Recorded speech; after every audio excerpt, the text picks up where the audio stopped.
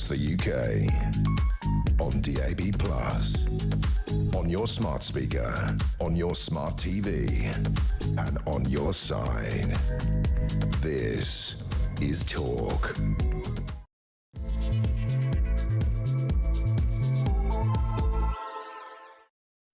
A very, very good morning to you. Thank you very much indeed for joining me. This is Talk, the home of common sense, with me, Julia Hartley-Brewer. And whether you're listening on DAB+ radio, on your smart speaker, watching on YouTube, or on your connected device, it is, as always, wonderful to have your company.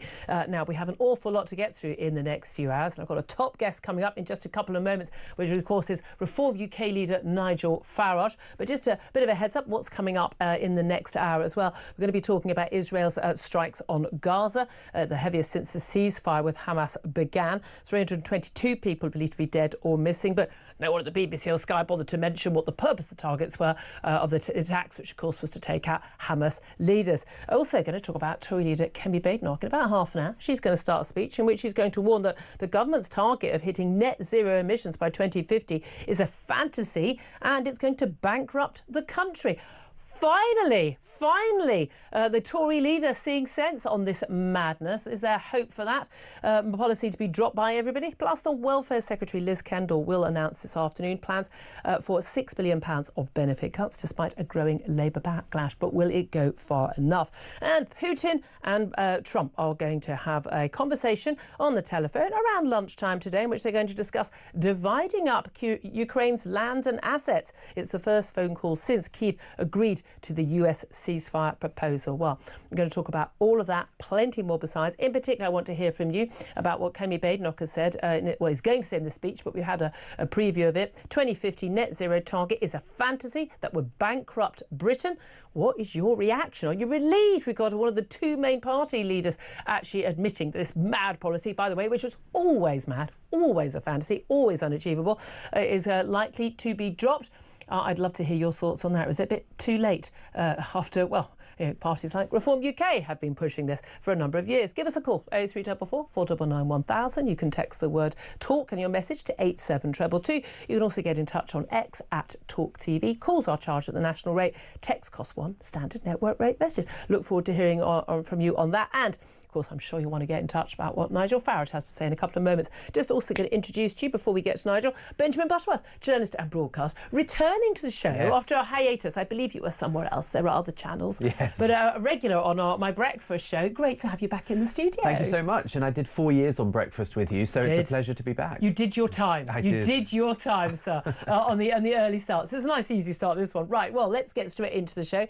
Get Benjamin's thoughts on what my first guest of this hour has to say. And he is, of course, the leader of Reform UK, Nigel Farage. Very big welcome to the show, Nigel. Good morning. Thank you so much for joining us. Lots to talk about. Let's get straight to it. Yesterday, big press conference announcing these defecting councillors coming to your party, some of which the Tories say they'd already got rid of. They didn't defect. Some have been announced before. But either so, you are on a momentum. You're looking at being the favourites in the Runcorn by-election, looking at doing very well in the local elections. How important is this as a springboard for you and for your party, given your greater ambition to become the next Prime Minister of this country? It's very important because we've got people that joined us yesterday. And yes, some had resigned in the previous few weeks. Over a dozen of them came yesterday for the very, very first time. I'd never met any of them before. They bring experience. You know, we had the former leader of Gloucestershire County Council join us. We had the serving leader of Ribble Valley District Council join us. Others who'd been in local politics for 20 or 30 years.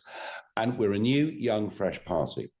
Most of our branches, most of our candidates have never been in politics before. And that's great because it brings freshness, energy, a lack of cynicism. But we need some old lags who've got a bit of experience of running things. So, yeah, it's very important. I was pleased to do that yesterday. And I can tell you that there are dozens more councillors that have applied and are going through the pipeline right now. Are you going to have the full 1,600 candidates to stand at the local elections? Because this is all part of the, if you want to be a serious party, you need to start making headway in local elections, of course, by-election as well, but you also need to start building a base in local government. Well, we won't be standing in the City of London because that's run by independents. And the Isles of Scilly elections, I think we'll leave to the people of the Isles of Scilly. We'll let that go. So realistically, there are about 1,500 seats up. This time last year, Reform contested 12% of the seats in the local elections. My biggest mission since getting elected to Parliament 8 months ago has been to build a candidate network, to get people that want to stand, to get them vetted, to make sure they're suitable, to get branches formed. We've literally been building a national political party. It is our intention to stand in all of the seats. There might be 1 or 2 counties where we don't quite make it, but I tell you what, we pretty much will be fielding a full slate. And that is, in organisational terms, in the space of just 8 months, an incredible achievement. OK, you've been riding high in the polls, but you know as well as I do the electoral system in this country, first past the post, means that actually you need to be getting well above 30% to be making serious headway as a party.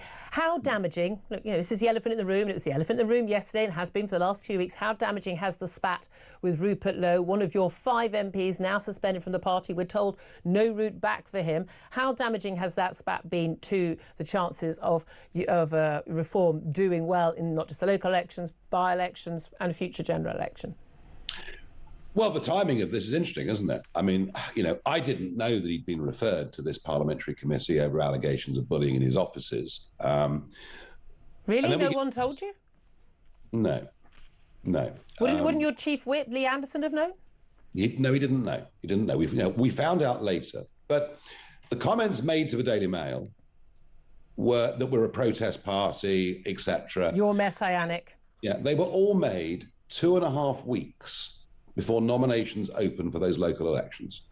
I mean, if he'd wanted to, he couldn't have chose a time that was potentially more difficult. Now, has it caused some turbulence? Of course. Has it on the edges caused some people to be disconcerted? Yes. Does it make a fundamental difference to what we're going to do on May the 1st? No. And does it make almost any difference in the country? Virtually none whatsoever. So, obviously members think, well, he was doing some good stuff. He was doing some good work. He was putting out some good tweets. Why is this happening to him? I generally find in these situations, in the fullness of time, we're going to get the report from an independent King's Council, a parliamentary committee at some point in time, maybe months down the road, will look at it, and let's find out the truth. Let's find out the truth. OK, but was he basically, to all intents and purposes, thrown out? You said suspended. He's not coming back to the party. You know that. I know that. Everyone knows that. He's thrown out of the party. Was it over these allegations, which he, of course, has denied? I need to stress that. Even allegations made to the police from your party by Zia Yusuf about violent threats. Was it a personality clash with you? Did you just not like him calling you messianic, Nigel? Or was it policy differences? Because one of the things a lot of critics online are saying, and yeah, online, not necessarily the same as real life, are saying Nigel Farage has gone soft on immigration. What has Rupert Lowe said that is a problem? Yeah. Oh, deporting entire communities, some of whom are born in Britain, I think is, how shall I put it diplomatically? Tricky, wrong, actually, at every level. And I think, look, I don't want asylum seekers. I don't want young men crossing the English Channel. Hey, Julia, I was the one that blew the whistle on this over 4 years ago. But the idea that you take them, dump them on a Scottish island with a minimal amount of food and let the midges do the rest. I mean, this is all language that's been used in the last couple of weeks. And frankly, it's just not responsible language. You don't think that there's an appeal there because it's online? People are applauding and are very much supportive of it. A lot of those are very new accounts, which is really interesting. So this has been taken online as an opportunity by some to try and disrupt as much as they possibly can. And there is an online community that literally want to fight a war against every Islamic person in this country. I want to fight a war against Islamism and the dangers that brings. So policy differences have got wider in the last 2 weeks, not narrower. But initially, he was suspended from the whip for being under investigation. Just as if you were accused in News UK of serious malpractice, they'd put you on gardening leave, Julia, and wait and find out what the verdict was. OK, let me just put one final point on this issue. Ben Habib, you get also somebody who used to be deputy leader of the party. No love lost between you two men anymore. He tweeted last night, people keep saying Rupert Lowe and I should stop fighting for our country. They say Nigel Farage is super famous. We should vacate the field and leave it to him. I think he might be referring to my Sun column last Friday. Here's the thing, he says, Farage is incapable of saving the UK. In office, he would do massive damage. We love our country. We'll fight on. Are you incapable of saving the UK, and would you do massive damage in office? Is this the same Ben Habib who lost election after election? Is this the same Ben Habib who, when he was deputy leader of the party, failed to get any of the candidates vetted, which caused us such problems at the general election, and failed to get us to stand in more than 12% of seats last year? Is that the same fella? I think you've answered that. Right, well, let's talk about the future. Lots of talk at the weekend about uniting the right, about you meeting with Dominic Cummings. I mean, I thought he was your sworn enemy after the 2016 Brexit battles. Are you in any talks with anyone, Dominic Cummings included, about uniting the right so that we don't see a split of Reform voters and Tory voters the next election and another Labour landslide? Yes, you're quite right. Dominic Cummings and I had never got on. But he reached out to me and said, should we meet? Do you know what? I'm a far more forgiving and emollient character than you might think. And if there's an opportunity to bury the hatchet with somebody, do you know what? I will nearly always take it. So we met. We talked about the state of the Conservative Party, about the, as he sees it, pretty terminal decline that it's in. I talked to him about the blob. You know, what's it like fighting the civil service? You're in government and they're not on your side. There was no discussion of uniting the right whatsoever. I think, well, you have to ask him, but, you know, what I took from it is Dominic thinks that the Conservative Party is literally in terminal decline and that it needs to be replaced. Some hope, though, of the right, well, the right returning of the Conservative Party, which has been Labour-like for many years. I think you and many of my audience would agree. Kemi Badenoch today, in about 15 minutes, going to give a speech. We've seen in advance of it, saying about how net zero and the target for 2050 is impossible. It would bankrupt the country. Said it's a fantasy.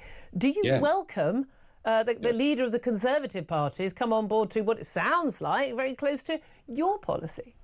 Her fantasy. It's her fantasy. She is an independent backbencher in 2015, voted for this, said that her constituents were delighted that she had done so. She then went on to vote for EV targets for cars and vans, which is now literally closing down the British car industry and over which we have to take rapid emergency action. She voted for legislation that is closing down our steel industry virtually as we speak. So she's one of the architects of this. She can't come along in a few years' time afterwards and say it's going to bankrupt us. I know. Richard Tice and I were telling you that back in 2015. So who do your viewers and listeners trust? Do they trust somebody who was the architect of this disaster and also, of course, far too high energy bills for everyone in the land? Or do they trust people that had the vision to see what a terrible mistake that Isn't it better that any sinner repenteth? No, because they'd let us down again. You know, if you elected them on that ticket, they'd revert back to where they were. We learnt that in 2019. They pretended in 2019 they were believers in Brexit, believers in border controls, believers in backing British business, and did the opposite. They cannot be trusted. End of. They're careerists. They're not in this out of principle. They chop and change their mind, frankly, with the wind. OK, let me also talk about benefit reforms. Big announcement today, again in a couple of hours, from Liz Kendall, the Work and Pension Secretary, finally going to get to some welfare reform regarding disability payments. Extraordinary. I mean, it's just an amazing statistic that 1 in 10 working-age people in this country are claiming some sort of sickness or disability benefit. We're told she's going to be saving the region of £5 or £6 billion out of a whopping great bill. Does what we know, to the extent of what we know what she's going to do, does that go far enough, or would you go further? What would reform do if you were in office? This is one of the legacies, not just of the increasing size of the welfare state, but of the pandemic. The repeated lockdowns led to a culture where, you know, you're stuck in a 24th floor of an apartment block in Birmingham. You're not allowed out for more than an hour a day. And you ring up the GP, you get a Zoom consultation, you say, "Doc, I'm a bit depressed." Let's put you on disability benefits. And it happened, and almost another 1 million people went on disability, many of them very young people. who are being told effectively you're a victim. And once you think you're a victim, you tend to stay as a victim. And this, of course, all under a Conservative government. I wonder how Kemi would answer that.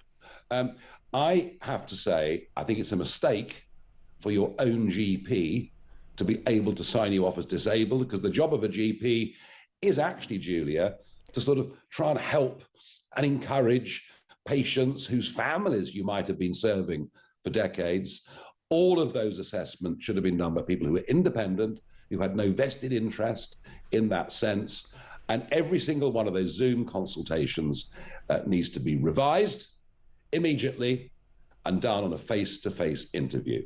And we're a civilized society, and we'll carry our weakest. But frankly, if you can get signed off on disability benefit for just being depressed, I mean, crikey, how many times would everybody listening to this show have qualified at some point? Wow, that's a statement and a half. It's sunny out there. We're all cheerful today, Nigel. No, come on.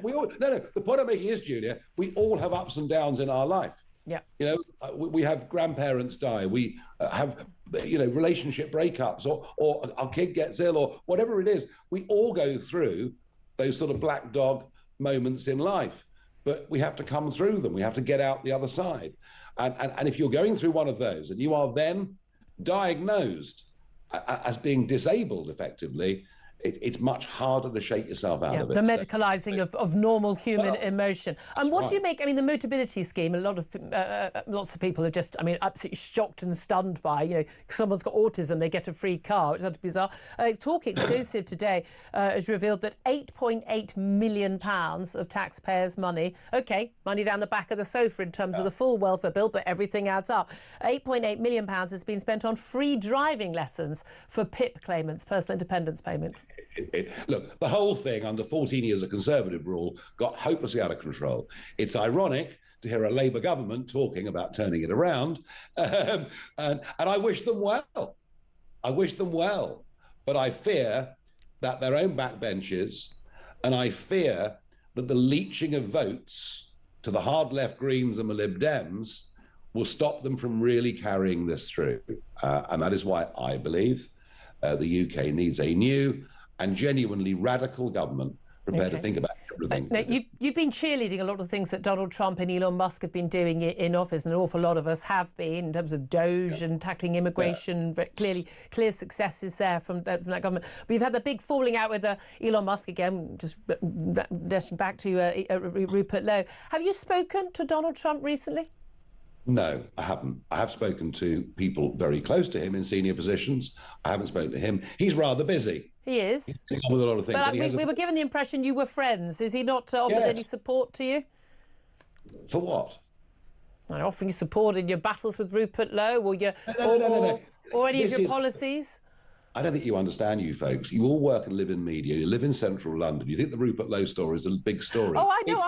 I get that most people have never heard of him. I get that.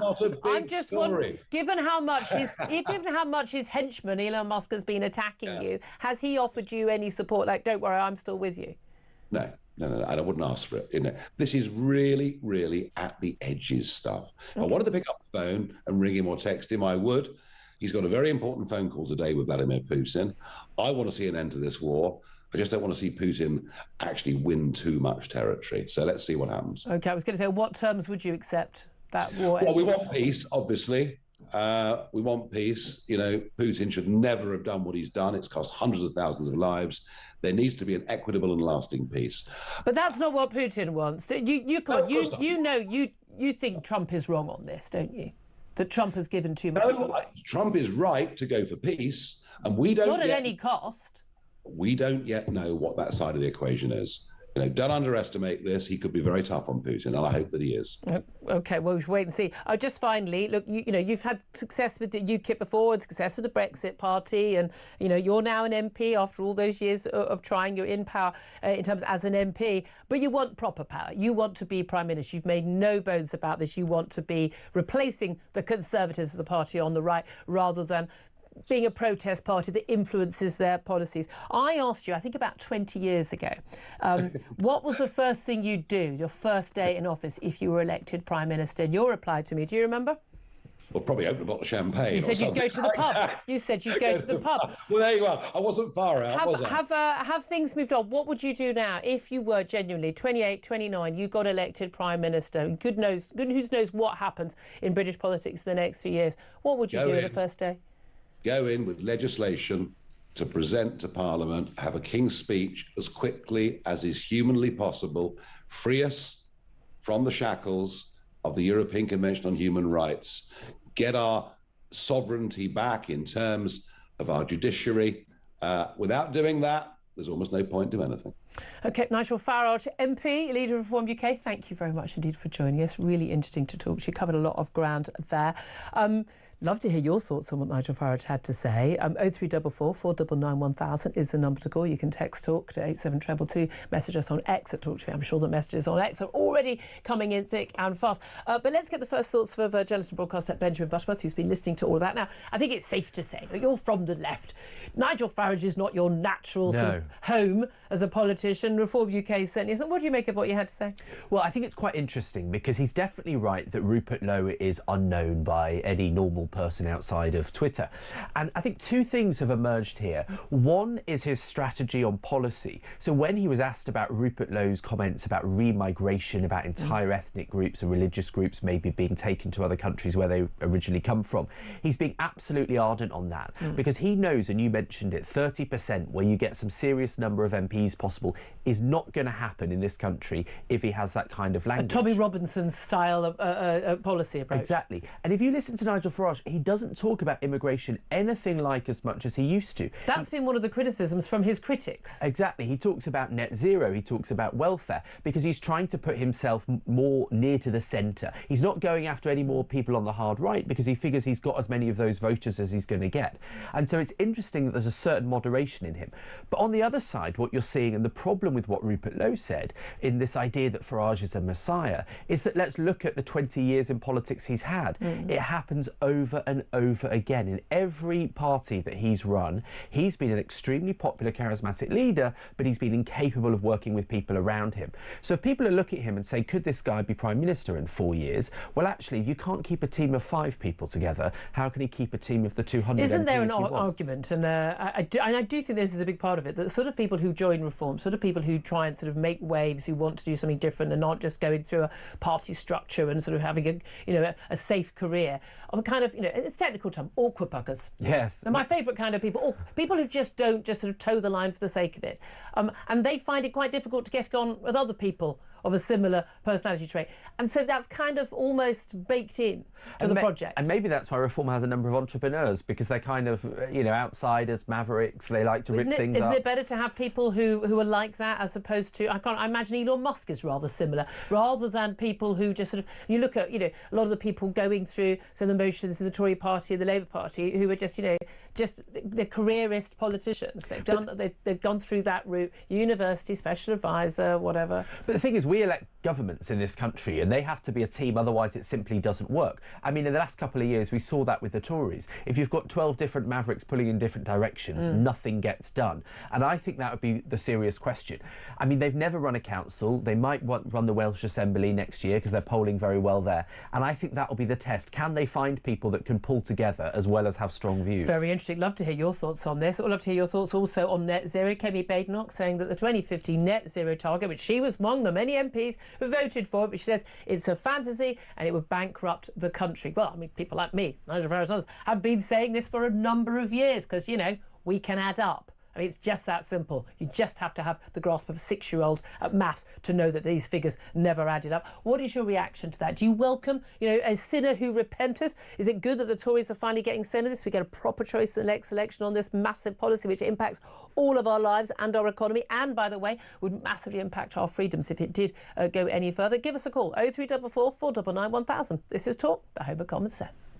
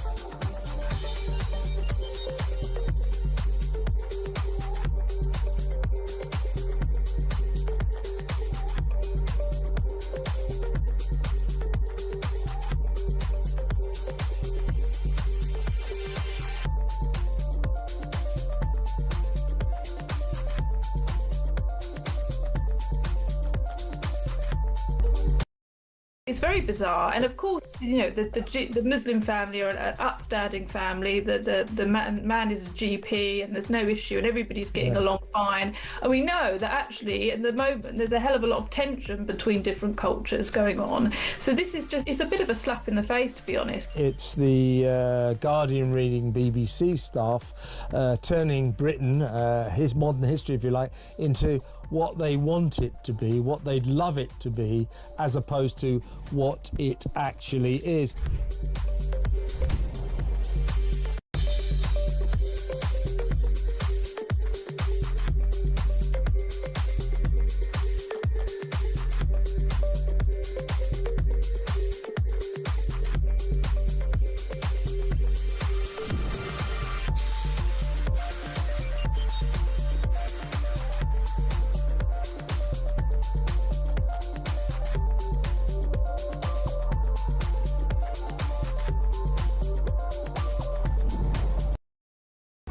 Across the UK, on DAB+, on your smart speaker, on your smart TV, and on your side.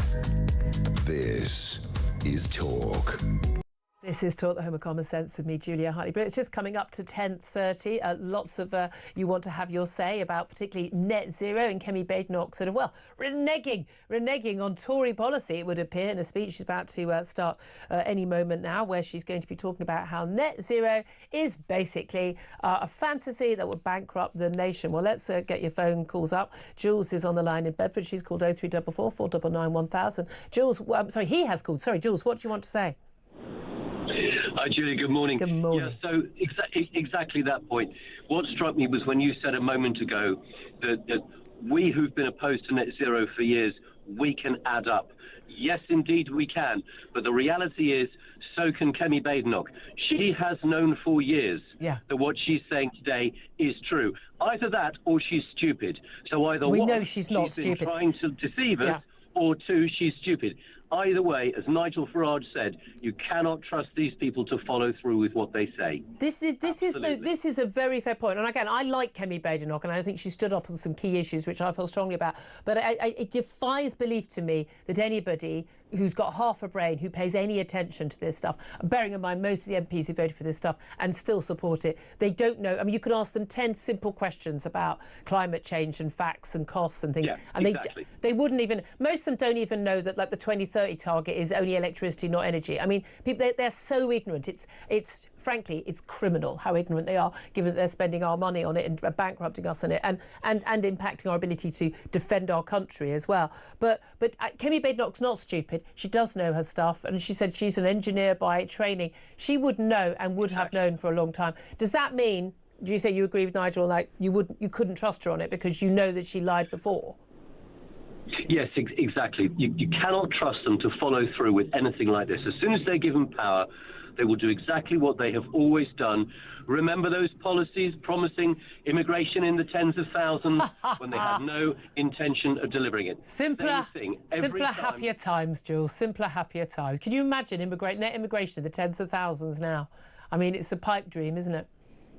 Yeah, it is. But this is the point. We get the promises, we give them the keys to number 10, and the first thing they do is the opposite. Okay. So no, they cannot be trusted, and they must not be trusted again. Very interesting, Jules. Thank you very much indeed. Let's go to Dean, who is in Bridgeend. Dean, you want to talk about the interview with Nigel. What do you want to say? Hello, Julia. How are you? Very well, sir. What do you want to say, my love? Yeah, I like to say, I'm from Wales, and everybody in Wales, which I know, is going to vote for reform for the Welsh Assembly. Yeah. I mean, it's very likely they could take over the Welsh Government next year. And I hope they do. I'm a Reform Party member. So is loads of my friends and most of my military friends as well. Yeah. And basically, and what's happening is, and most of my friends who live in the valleys, all their grandparents and family have all been Labour supporters. Yeah. But they see what Labour's done to this country, that they'll all turn into Reform now as well. Yeah. So I think Reform are going to get a clean sweep. Yeah, it is interesting, the Reform taking support from both of the major parties now. Yes, exactly. And the demise of the steel industry in Wales, the demise of the AMP4 power station in Wales. We need this relief road built, which ain't going to happen, and it's choking Wales. and all this stuff. It's crazy. Yep. So if reform do win and do well in Wales and show what an actual EMP could do, Nigel there will have a clean sweep on England and will probably become the next Prime Minister. Well, there you are then. Very interesting. That's what Dean's predicting. Love to hear your thoughts on that. 0344 499 1000. We'll get the thoughts of Sir Iain Duncan Smith, former Conservative Party leader, about all that coming up in just a few moments. This is Talk, the home of common sense.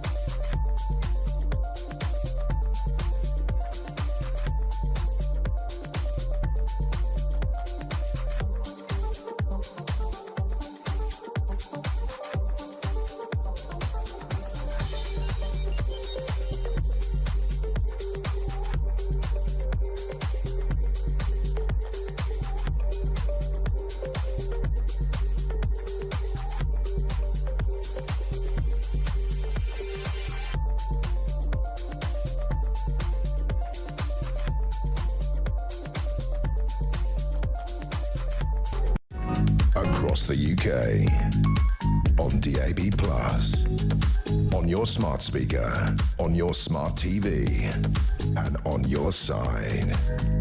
This is Talk. This is Talk, the home of common sense, with me, Julia Hartley-Brewer. 10:36 is the time. Let's welcome Sir Iain Duncan Smith, former Conservative Party leader, who joins us right now. Good morning to you. Morning, Julia. Thank you very much indeed for joining us. Let's talk about what your current party leader is talking about right this moment. She's speaking in central London, making a speech about her policy renewal programme. Finally going to get some policy. That's exciting. And we've had a preview of some of what she's going to say. In particular, she's talking about net zero, saying that net zero 2050 target for net zero emissions, carbon emissions to the UK is a fantasy. And she says unaffordable. Basically, it could bankrupt Britain and impoverish the British people.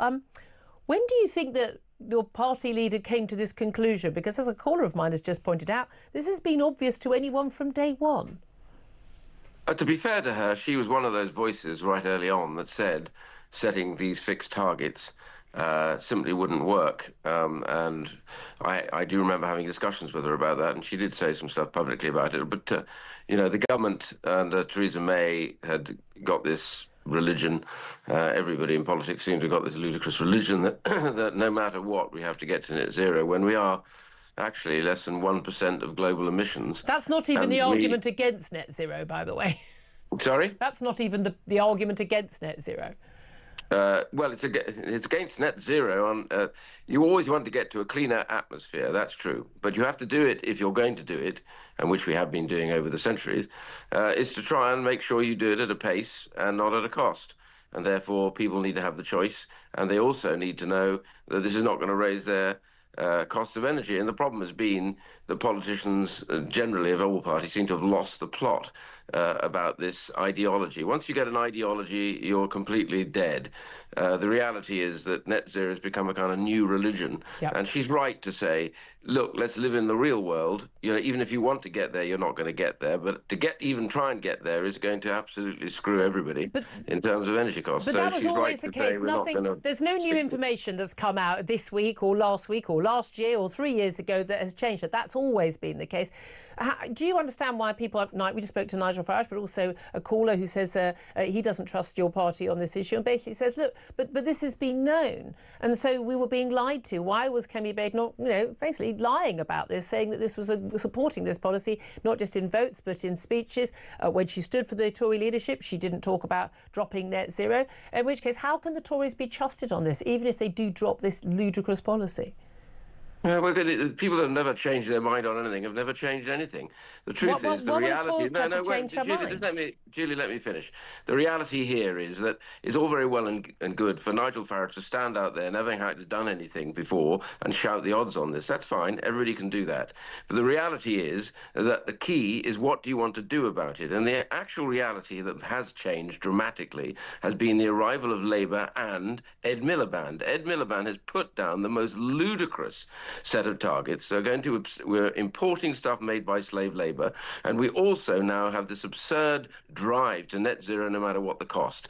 Now, that wasn't even the case before. That was the Tory policy. The Tory policy then changed by 5 years, and he's brought it back forward by a year, by 5 years. It was the Tory policy. By 5 years. It was the Tory policy until a few years ago. I'm one of those that argued that we should let these targets go. But my point I'm simply saying is, I absolutely think she is right to make this statement now. You can criticise her for not saying something, but you can't criticise her for saying what she believes. And the whole point about when you go into opposition, you have to look carefully at what you got wrong and why you did it and what you have to do to rectify that. That's politics. That's why you have governments coming in. And I am thrilled that she is saying this. Everyone who starts talking sense on this issue is a good thing. I just don't believe that she didn't already know this. I believe she did. And like everything else, you get swept along if you're not careful, if you want to stand out, by those who say somehow you're committing some cardinal sin if you open your mouth about it. I've been attacked more times than I can imagine about this, because I've said this is simply not doable, and why should we be doing this when the Chinese are busy burning fossil fuels to make our nice breast-beating electric cars and trash our car industry? So all these things have to be brought, and I've talked to her endlessly about this over the last few weeks, and she's clear about it. And the important thing, she's made this statement, and the reality is that the Conservative Party is together over this. And might not have been the case 6-7 months ago, but she's managed to get that to happen, which means we can persuade others of this too. And we know that her biggest rival for the leadership, Robert Jenrick, he halfway through his campaign said he would drop the net zero target. So we seem to be moving there. Let's talk about a big story today in Parliament, though, in Westminster today, and that is, of course, the announcement from Liz Kendall, the Work and Pension Secretary, around the lunchtime mark, when she's going to be announcing her reforms to disability benefits. Now, look, you played a crucial role as Work and Pension Secretary for many years under Cameron in terms of bringing in universal credit. Again, a policy widely disparaged by the left. When they got into power, didn't change any of it at all, which is very interesting. But they're talking about making £5 or £6 billion worth of cuts. Given that we've got 1 in 10 people of working age right now currently claiming sickness benefits, 1 million people born overseas here living on benefits, 9 million economically inactive people of working age. Is what they're planning to do enough? No, and what they're planning to do has been cobbled together in a hurry. And I think actually the figure they're pointing at, 5 billion, which when you think about the scale of the welfare spend, is pretty derisory. I mean, when I was there, we had to get it under control. I saved in the scheme of things eventually about 32 billion out of the welfare budget. It was hard. We had to do it. We also reformed it by bringing in universal credit, and we ended up with the lowest number of workless households since records began. The thing that has destroyed a lot of that has been COVID, and the fact that everybody in a panic then eased off on every single check or balance. All the conditionality that I brought in, for which I was attacked by the Labour Party at the time heavily, I brought conditionality in so that people, if they didn't choose to take a job, if they didn't choose to move on, then they lost a large chunk of their benefit. And so the key to that is you need to have a stick and a carrot. The carrot is universal credit will help you get back to work with jobs advisors, but the stick is you lose your benefit if you don't want to play ball, which is the contract. And all of that was in place. So much of it was relaxed. We ballooned the money that we spent on people. We put in stupid programs, which were things like the furlough scheme, which were defrauded. All this stuff, we're now having to pick the pieces up for all of that. And the CSJ, Centre for Social Justice, which I set up, has come up with a brilliant a book about this, which says that we've lost now a generation of young kids who disappeared out of school at that time and are not in work, education or training.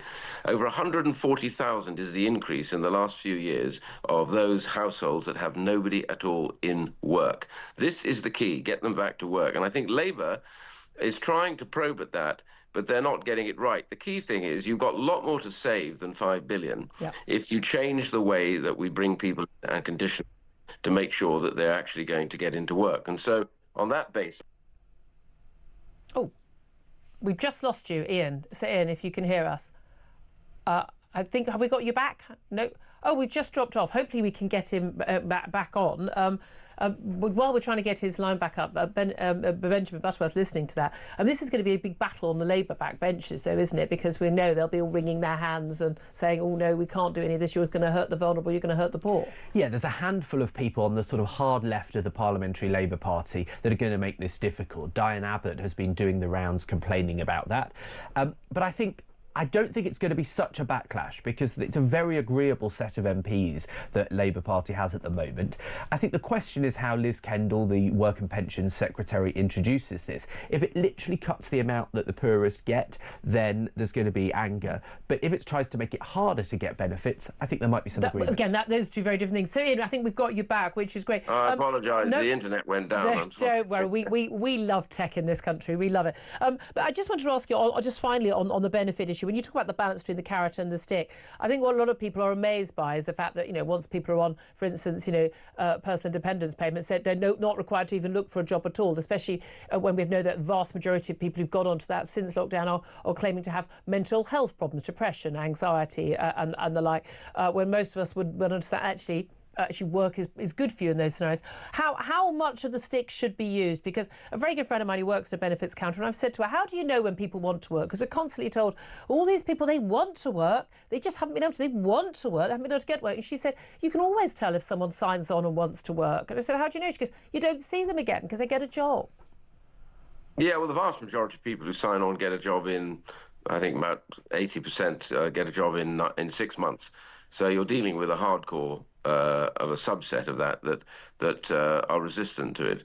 But you've got to have programs to get them into work. You've got to drag them into work to get to work, and then make sure that they stick to that. That's all about what conditionality is about.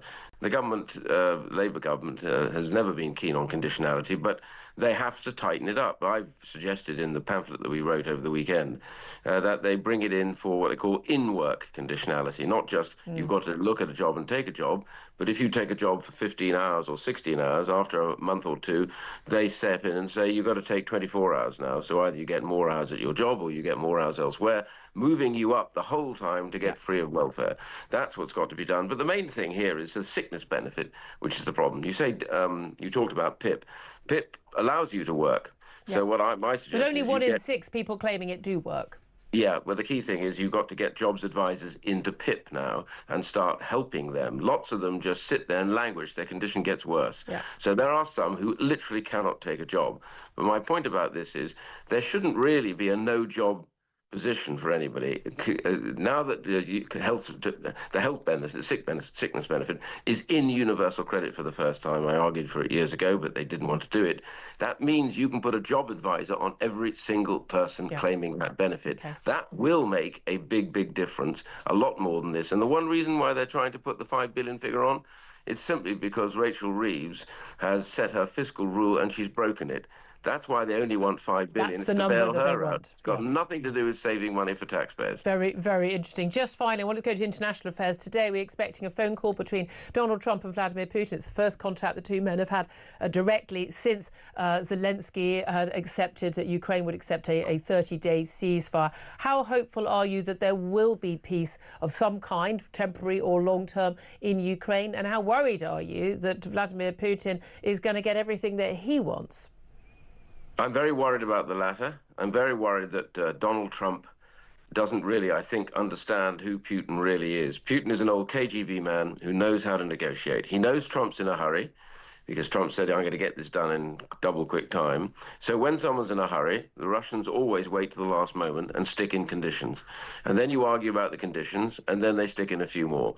And the reality for him is that I just looked at a piece of work from somebody who said in previous negotiations, the readout in translation is that Putin is being rude about Trump in Russian. And Trump never reads the readouts. And that's because Putin knows what he's not going to give, which is the first place to go. And I'm very worried that Trump, to get this agreement, will start, all this talk about nuclear power stations being given to one side or the other. It's unbelievable. Territory given away. So these two could carve up the world like some 19th century potentates who think that it doesn't matter about small nations. So my real worry now is he doesn't sell the shop to get something for himself so he can get a Nobel Peace Prize. The answer is no. Ukraine matters. Its people matter. They're trying to be Democrats. They're not perfect. They're trying to get their corruption in order. They're not perfect, as all Soviet states were. But they are wanting to be a free, democratic nation. And if we don't support those sort of nations now, then we're not worth a damn in the West. Sir Iain Duncan Smith, so appreciate you joining us, former Conservative Party leader. 10:49 is the time. I'm going to take a quick break. Up next, going to talk about rather more meaty matters for us back home in Blighty. Potholes. The cost of filling in every single pothole in this country, a whopping, wait for it, £17 billion. That's up next. This is Talk.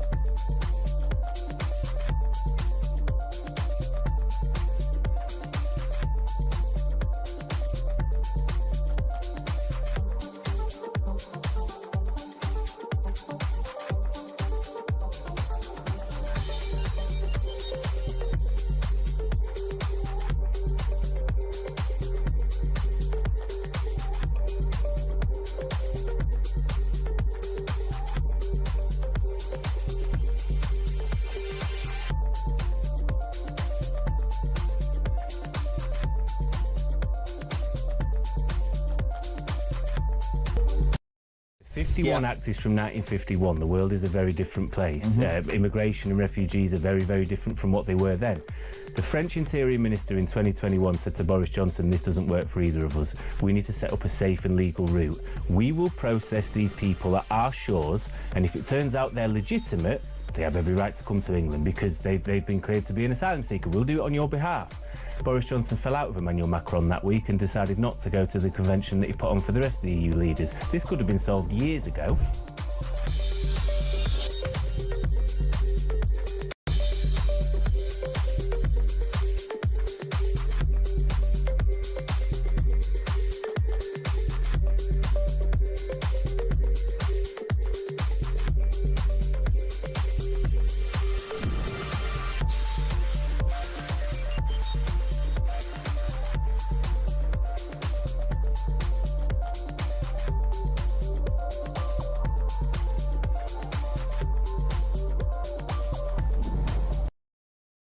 Across the UK, on DAB+, on your smart speaker, on your smart TV, and on your side.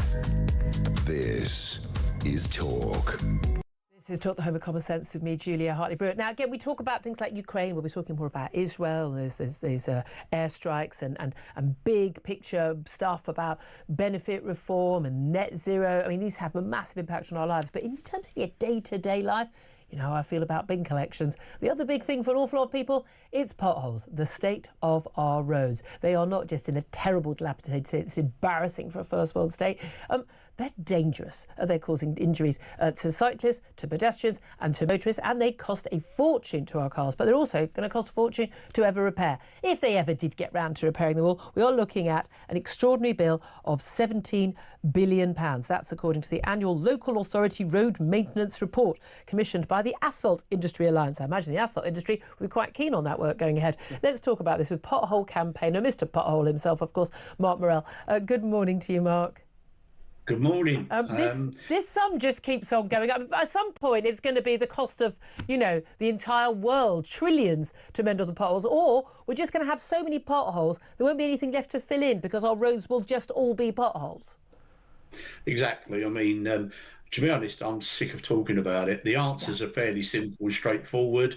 The thing is, you need to resurface your roads. The wearing surface of a road lasts 20 to 30 years. And in the report, quite clearly, it shows on average it's 93 years. So, you know, it's fairly easy. Resurface your roads, spend some of the road tax revenue, stop wasting it on things like £22 billion for carbon capture that doesn't work.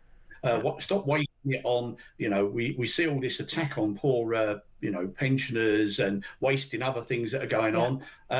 You need to spend it on the roads, because there is a report that says that badly maintained roads is costing the UK economy £14.4 billion and it does the damage to the roads. It impacts, you know, road transport. Everything we buy eventually comes by road. It is an issue. But this is the thing. Councils say we haven't got enough money. They're the people who are responsible for mending a lot of these roads. But I always notice, I mean, like, you know, our road, my road's been dug up so many times the last year. It got to the point where we just like, I don't think we just drove for about 6 months, just couldn't get out of the street. It was just madness. But some roads seem to be repaired all the time. And I'm always thinking, I wonder if a local councillor or a local council bigwig just happens to live in that street and that's why their road gets repaired. And other roads are just left literally to go to rack and ruin. Yeah, I mean, I have had examples of that before with councillors and you know, even, you know, an ex-Prime Minister who had a road resurfaced near his house out in the west of Oxfordshire. I wonder who that surprised. Yeah, he wouldn't come out in a tank with me after I tried to get him out to look at potholes because my friends reckon that the government are frightened to death of me. But anyway, the reality is that authorities have had to cut because we know the increasing cost and demand on them. But there's a lot of waste. Tens of millions of pounds on poor quality repairs, repairing potholes in an area that's just failing. And unless you resurface the road, it's going to get worse and worse. And in that report, and I fully agree what they've said in the report, because I've done my own sense checks. Although it's the industry, and I agree with you, I was always jaundiced originally, but I did my own freedom of information requests. So their information is the best you've got. It's better than what the Department of Transport know. You know, if you actually ask them, what is the backlog? I don't think they have a clue. They've been criticised by committees. They've got no idea, no handle. And it's been successive governments, because the backlog was £3.75 billion in the year 2000 when Blair and Brown was in there. A minister wanted a 10-year plan to get rid of it. They didn't do it. Now at £17 billion, successive governments. Common thing in there, Department of Transport hasn't changed. Civil Service hasn't changed. They don't want the extra work. Although the Transport Minister or Secretary seems to change roughly every 3 weeks. But this is the thing. This is very similar to, you know, getting work done on your own home. And there's a little bit of a hole, a little bit of a patch, a little bit of a leak in a pipe. And you think, oh, it's not too bad. Well, you could spend a few £100 now, or you could end up spending 20 grand later. And it's that sort of equivalent, isn't it? Spending the money, dealing with a small problem with a pothole now. But there's also an issue, though, is there not, with, you know, the water companies, the electricity company, the gas company, the broadband company. They just come along every couple of months and dig up another bit of road, and then tarmac it back badly. Is that part of the issue? It is some of the issue, yes, because councils have cut back on inspectors that make sure they do it to the right standard. The legislation's there to do it. I mean, saying about Secretary of States for Transport, I've probably been through about 10 of them. I've embarrassed a number of them. Chris Grayling, when he was saying about we're going to force utilities to put all their cables and pipes in the footpath. I pointed out that the reason they're going in the carriageway is because the footpaths are full, and there's a thing going on for the last 40 years called N-jug. So they don't want to go in the road, it's dearer. But, you know, you can police it, but if you cut the amount of inspectors, it's a short-term saving. You're costing the asset. No one values the asset. The road network's probably valued at about £750 billion in total. I think local roads are about 400 billion. But that investment, you need to spend it. A bit like you said, wooden window frame, crack, a little bit of repair regularly on that basis keeps it going. You leave it, you have to replace the whole window. And it's the same with our road network. And as I said, I've got no faith in any political party doing anything about it. And that's why, you know, I'm retiring. This is my last sign off. I said I'd do it. Is it done? There's no point. You're fed up. Could you take on bin collections next for me? I might be taking on PIP because my wife gets PIP and we've had to fight to get it. And now she may be caught up, even though she's got major spinal problems. We may well talk to you about that. Mark Morell, really appreciate it. Mr. Pothole, for now, thank you very much indeed. Benjamin Butterworth, I mean, I barely ever drive. But because I'm very lucky I live in Central London. Most people drive to work, they drive the kids to school, they have to use their car, absolutely vital. An incredible number of roads are just completely unusable now. Yeah, if only Louise Haigh had dropped that phone in a pothole, they might have been fixed. Yes, former transport Exactly, secretary, yeah.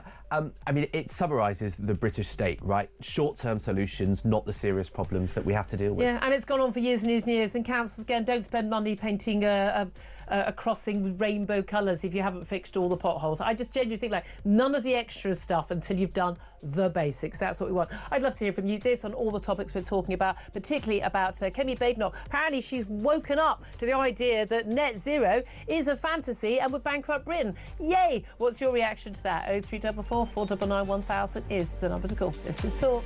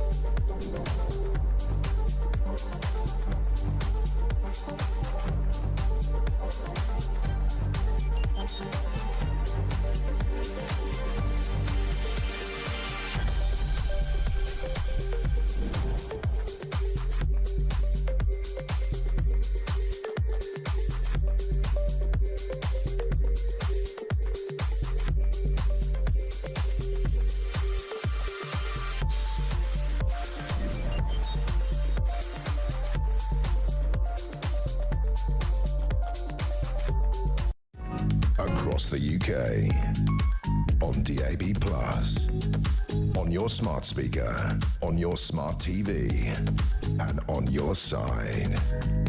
This is Talk.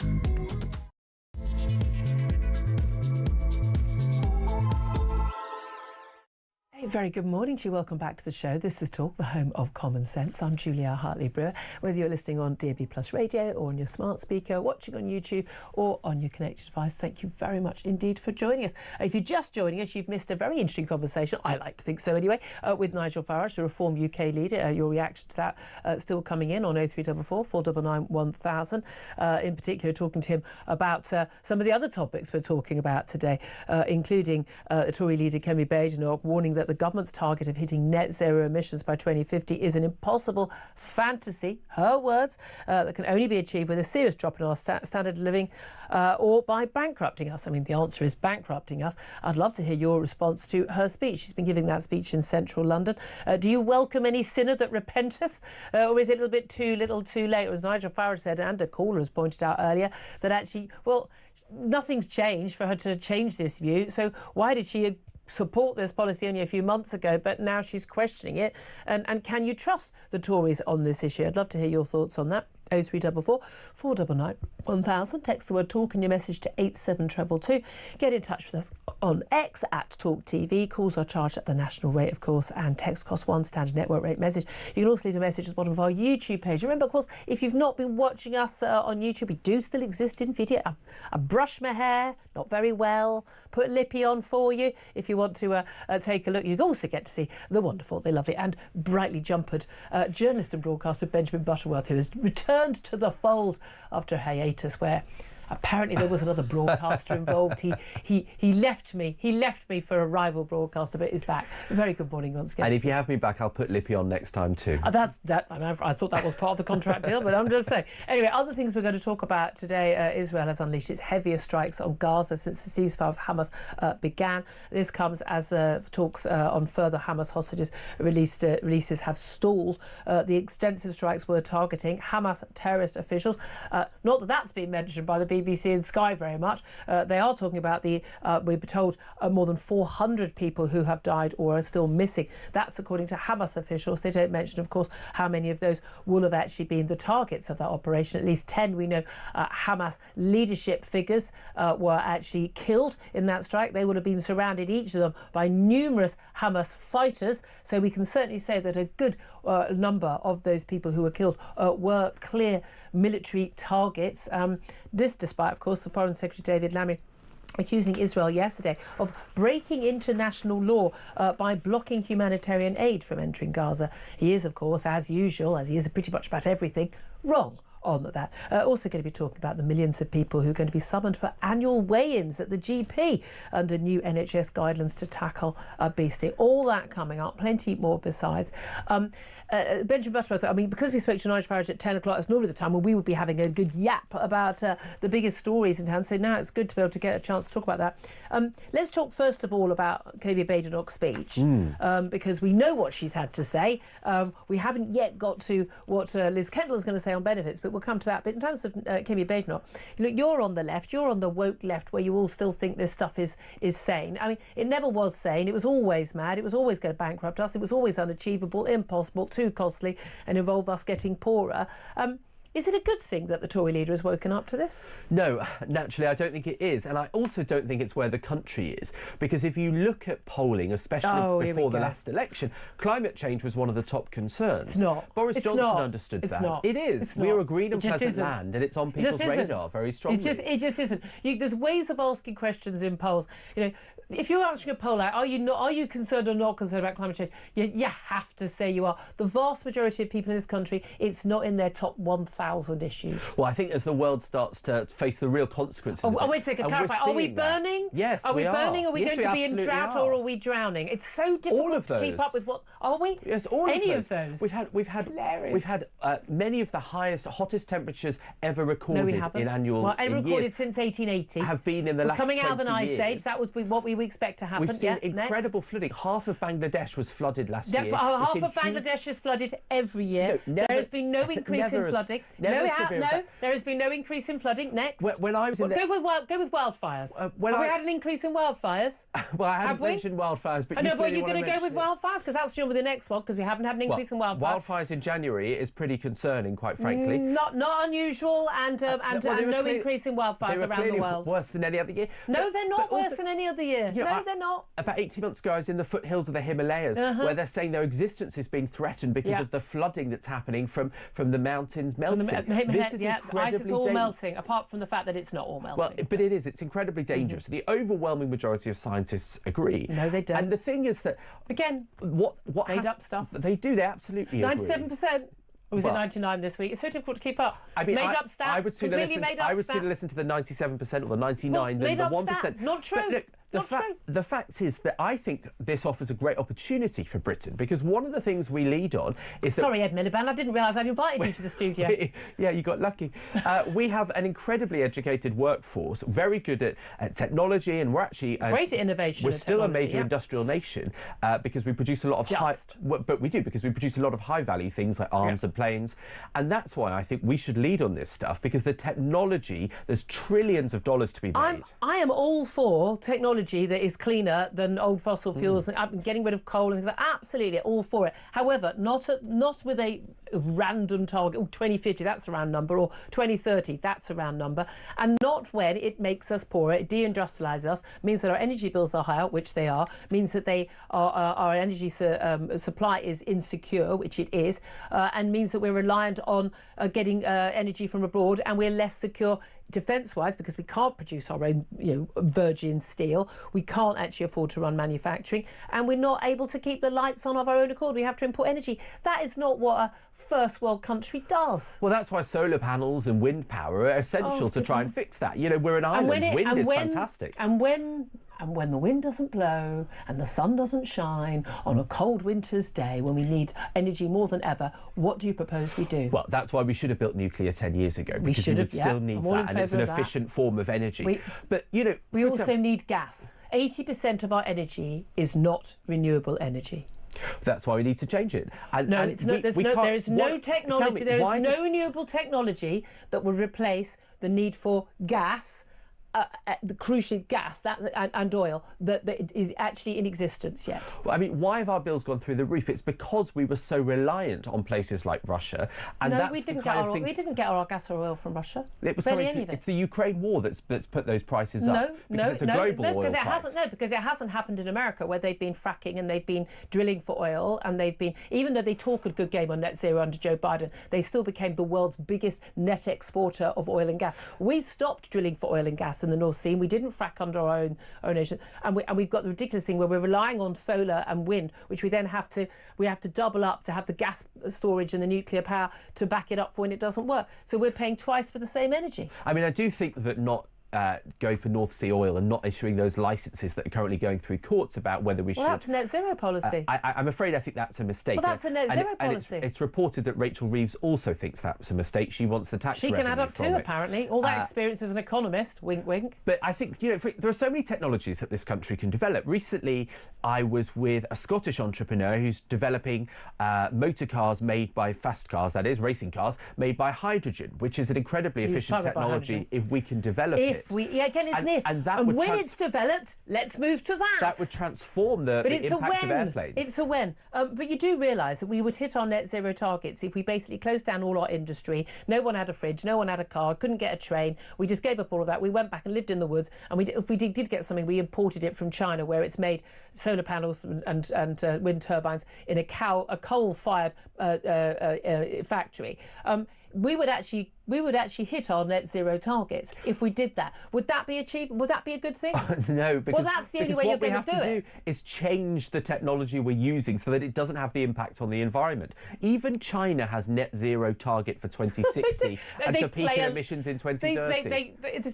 They haven't actually got a date for it, and they're just playing along. They think it's hilarious because they know that the West is bankrupting itself, and they're supplying all of the electric cars and the solar panels and the things, and they are able to do it all much more cheaply. They've built more coal-fired power stations and they're building solar stations. I mean, come on. You guys are living in a fantasy world. I don't think so. And I think it's one of the things that's going to make Britain rich over the next decade. Good luck with that. Just fine. Are you one of those, with all due respect, you know I love you, idiot young people, but this is not necessarily a bad thing for the gene pool, who's planning not to have children because, you know, the earth is dying? Because my only hope about that is Darwinian style. We are going to improve the human gene pool when all the stupid people's genes die out. Well, the rest of humanity's decided whether I'll have kids because I don't have a relationship. There are still ways of doing it. I don't plan to have kids, but I actually think we need more children in this country because our birth rate has fallen dramatically. That's another topic we talk about. Right, I'm going to move on to something else. Let's go on to benefits.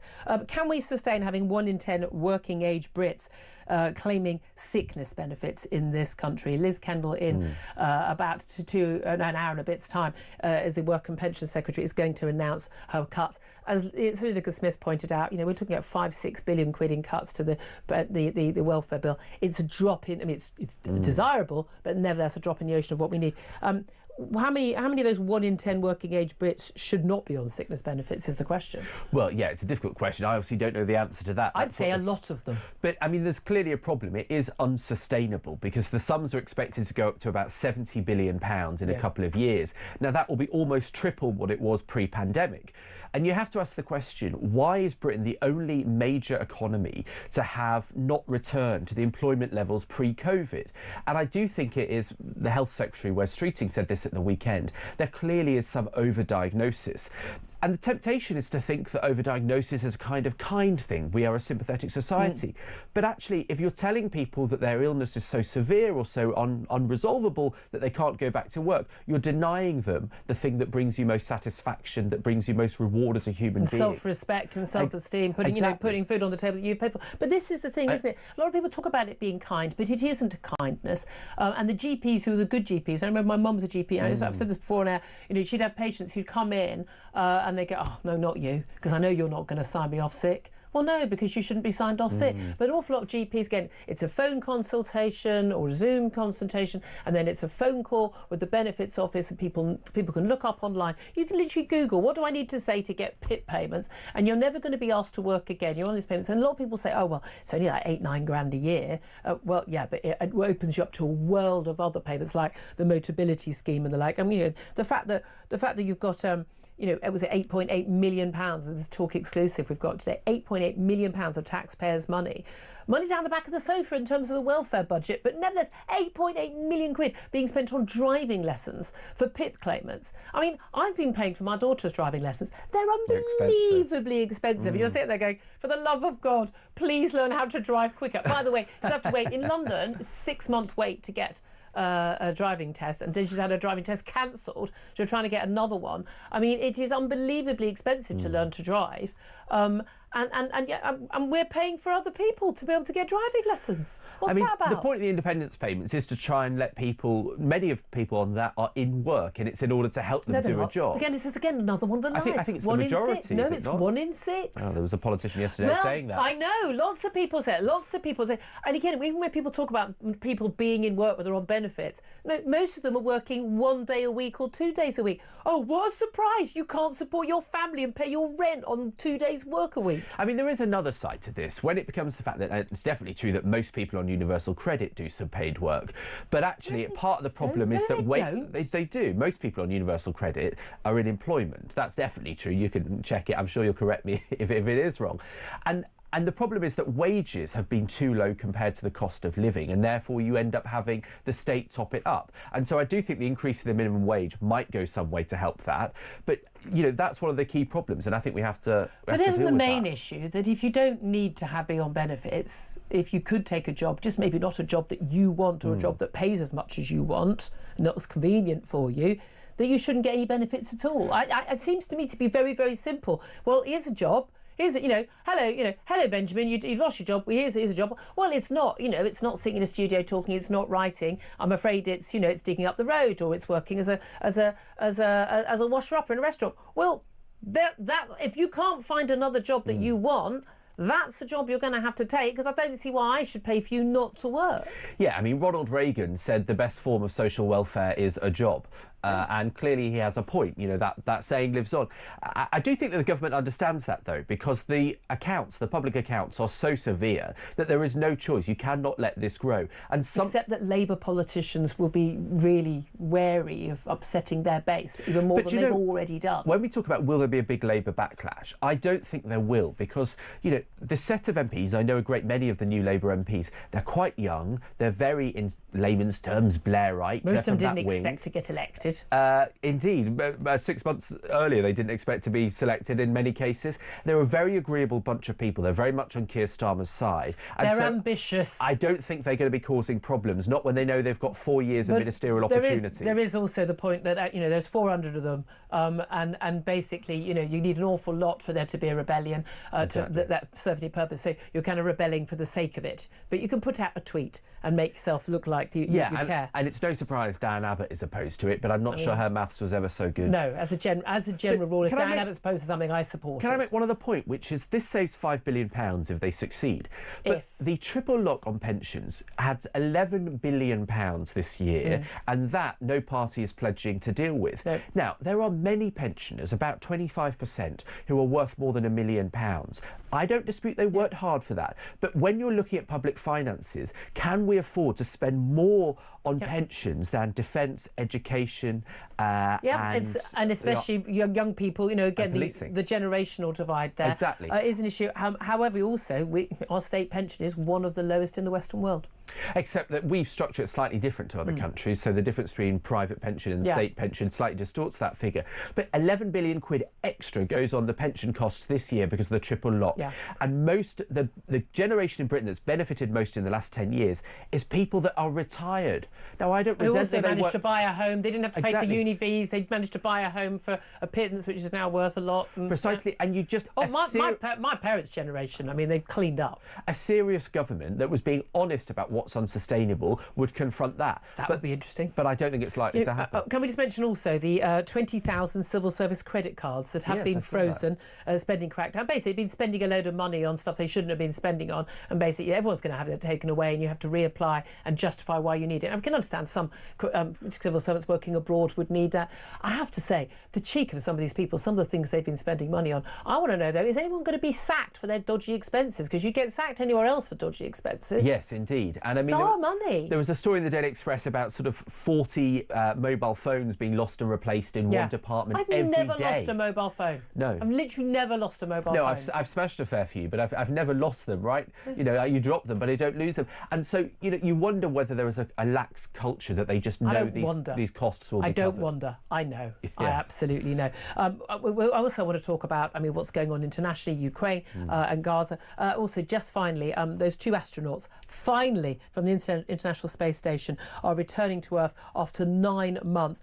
They've been on the International Space Station all that time. 10 o'clock tonight, UK time, they will be touching down. This, of course, is Butch Wilmore and Suni Williams. They left for the International Space Station on 5th of June last year. Now, they're supposed to be there 8 days. There's been so much talk about how they've been stranded there. This is such an utter media lie. They haven't been stranded there. There was another, you know, a rocket went up and brought other people, and there were 2 spaces, and they were allowed to come back if they wanted. But they stayed for a 6-month project. They stayed to do that project. So Elon Musk and Donald Trump saying, oh, you know, Biden wouldn't go and rescue them, and they turned down. But you're talking about hundreds of millions of pounds to bring back 2 astronauts early, when they were perfectly happy to stay in space and carry on the project. Well, I hadn't realised that. I thought they simply couldn't work out how to get up there in time. Absolutely no. And they've got an escape capsule there. If they needed to come back at any time, they could have done that. This has just been turned into this sort of media circus. Well, I tell you what, I mean, former astronauts make a lot of money. These 2 are a lot more famous than they ever could have dreamed. So I suspect the rest of their lives will be more interesting for it. Absolutely. We're going to talk to our space boffin. I love our space boffin, Andy Lound, about all that later on. Lots more coming up. I want to hear from you. You always call in about anything we're talking about. I know a lot of you want to call in about Nigel Farage, that interview we just had. Also, Kemi Badenoch talking about the net zero. Lots of you being in touch all this week and last week about benefit reform. Do you think whatever's going to be announced is going to be enough stick, or is it going to be too much carrot? Is it going to go far enough? I'd love to hear your thoughts. 0344 499 1000 is the number to call. This is Talk, the home of common sense.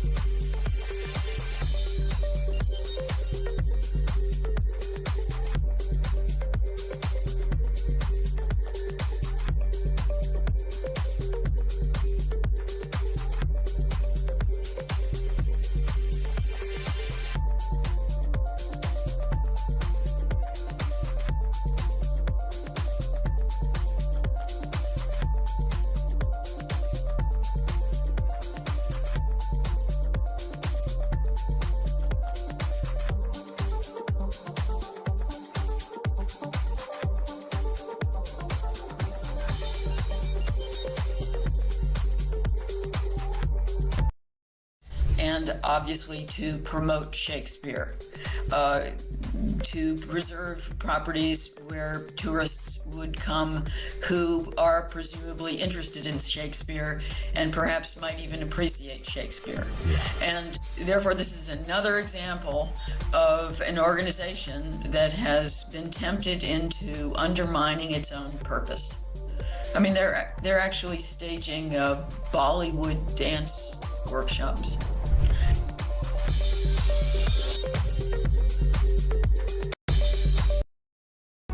Across the UK, on DAB+, on your smart speaker, on your smart TV, and on your side. This is Talk. This is Talk, the Home of Common Sense with me, Julia Hartley-Brewer. Benjamin Butterworth is here. Great to have you back. I love a good rant. I mean, obviously wrong about everything, but, you know, but not really. Still part of the fun. Coming up, we are going to be talking a little bit more about what's going on in Gaza. There's Israeli airstrikes. Also, well, having an annual weigh-in at the GP, it might help tackle obesity. Will it? I find one of the biggest problems that GPs don't actually say, mate, you're fat, you need to lose weight. People are in denial, are they not? But is it anyone's business? People choose to eat what they want, to be the weight they want. Anyway, we'll talk about that. First up, let's get to your phone calls. 0344 499 1000 is the number to call. Del is on the line in Leicestershire. And Del, you want to talk about my conversation with Nigel Farage? Yes, indeed. Thank you very much for taking my call. Well, thanks for calling. It's very kind of you. I admire you for years, but pleasure speaking to you now.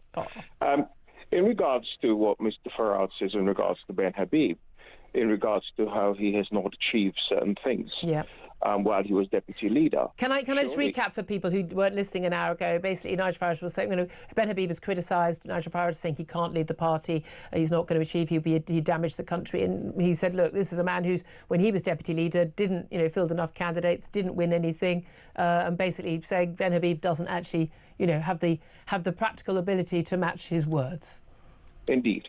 But surely Richard Trice was the leader then, wasn't he? Yes. With Ben Habib. Yeah. So one would argue that the same thing should apply to Richard Trice. I don't know whether Ben Habib's job at that time, genuinely don't know, was to field those candidates and sort that. I don't know. Because it was Richard Trice and Ben Habib who took the party, I think, with 13%.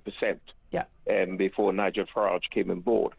And it wasn't until when the polls were showing rather positive signs that Monsieur Farage came back on board. Well, I mean, no, I mean, to be fair, he was always on board. He was already he kind of owns the party, but when he said that he had nothing to do with it when he was presenting his television program, that was not true then, obviously. Yeah. Okay. So in regards to doing that, but in regards to Mr. Lair, he has only said that he wants to deport illegal immigrants. That's actually not what Rupert Lowe, he's talked about, the people who knew about the Pakistani grooming gangs and who failed to act, whole communities and their families. Those were dual nationality. Yeah, but people who've not been convicted of crimes. Dual nationality legally here with British-born children. He was talking about deporting whole communities. I'm quite sure that is not what he said, but I'm prepared to be corrected on that, and I will go and review all his tweets and his interviews he's given on the matter. But I'm quite sure that he doesn't intend it to be all communities. Well, you think people who knew what was going on and knew the crimes? Yes, he did. Indeed, he did say that. That's absolutely correct. But I think, Julia, as an admirer of yours, in many ways, I really think you are in for a big surprise when it comes closer to the general election in regards to Mr. Farage. Yeah. Because I think, I know you will be honest enough to come back and apologize for taking him at his word that he really wants to be Prime Minister and will do his best to do so. I think the gentleman you have there, Butterworth, is it? Yes, Benjamin Butterworth, yeah. I don't share his politics at all. But I think he was spot on when he spoke of all the other organisations Mr. Farage was involved with and not being able to get along with people and people of ability, etc.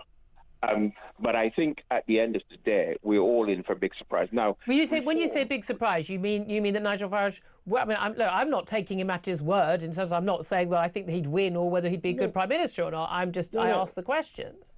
Yes, of course. What's the big surprise we're in for? Just finally. The big surprise we're in for is that he will eventually do a deal with the Tories. Oh, right.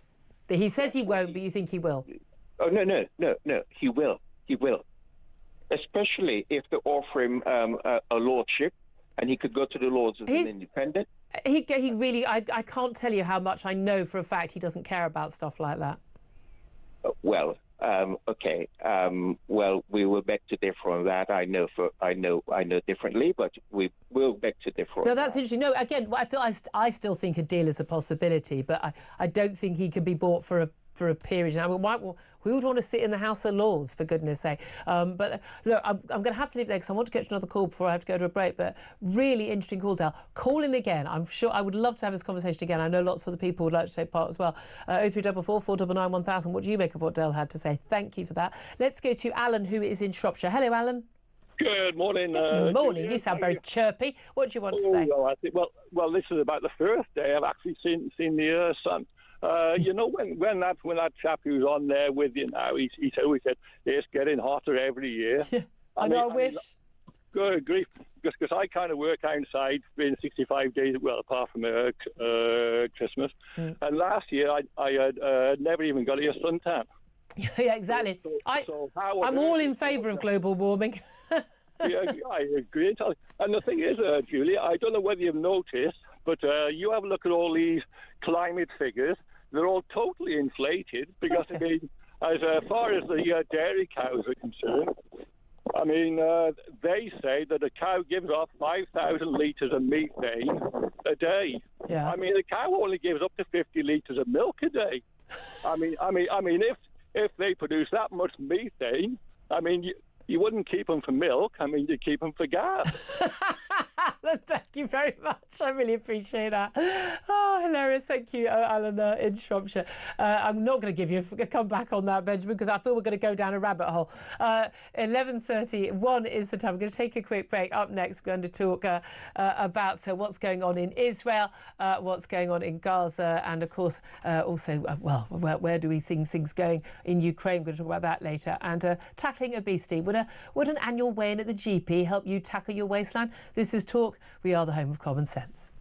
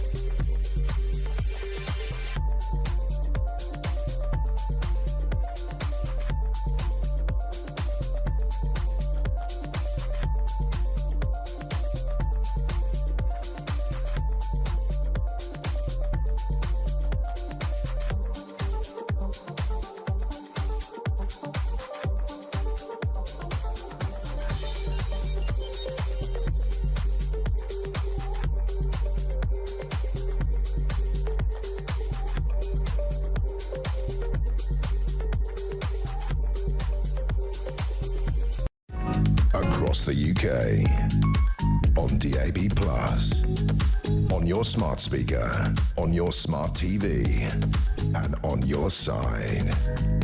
This is Talk. Very good morning to you. This is Talk, the Home of Common Sense, with me, Julia Hartley-Brewer. Coming up a little bit later, we are going to be talking more about the Israel-Hamas war. We're also going to be talking about how to tackle obesity. Would an annual checkup at the GP where you had to be weighed make it easier to tackle obesity? Would that make any difference? We'll talk about all of that, plenty more besides. Right now, I'm delighted to welcome to the show Seb Gorka, Deputy Assistant to the United States President Donald Trump and Senior Director for Counterterrorism in the White House. A very, very good morning to you, Seb. Good morning, Julia. It's been far too long. Good to be back. It absolutely has. Well, congratulations on your grand new post and grand new title, working in the Trump administration. It is great to be joined by you.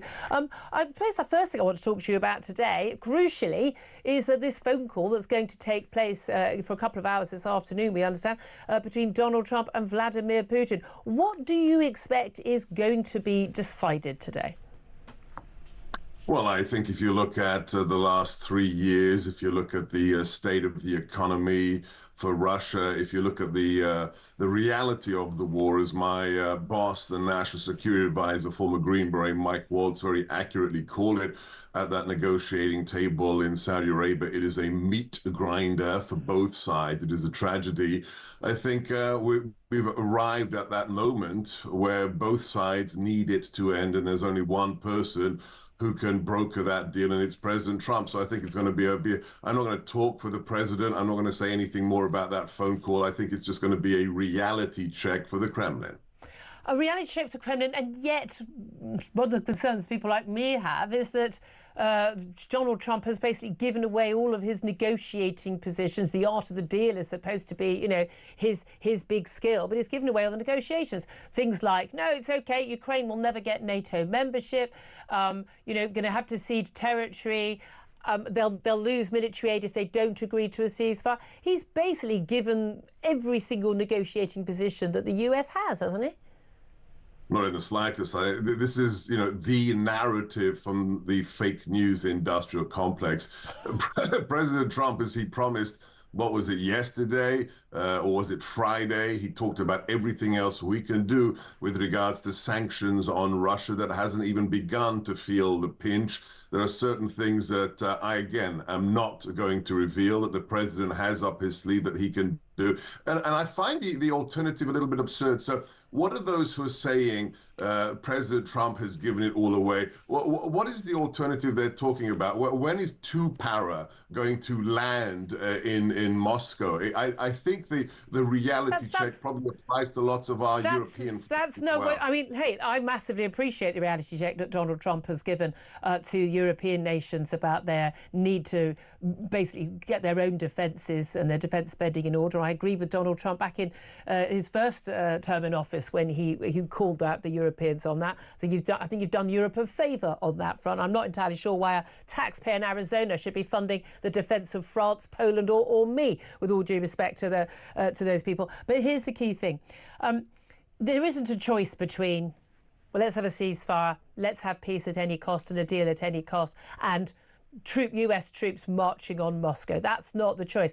But there is a clear and easy option, which is US military being there to back Ukraine, to guarantee Ukraine's borders in the future. Let's just say, right, give up Crimea to Russia, even the Donbass regions, but to maintain the territorial integrity of Ukraine from that point on, the US European military backing under the NATO umbrella, guarantee Russia not one toe cap further.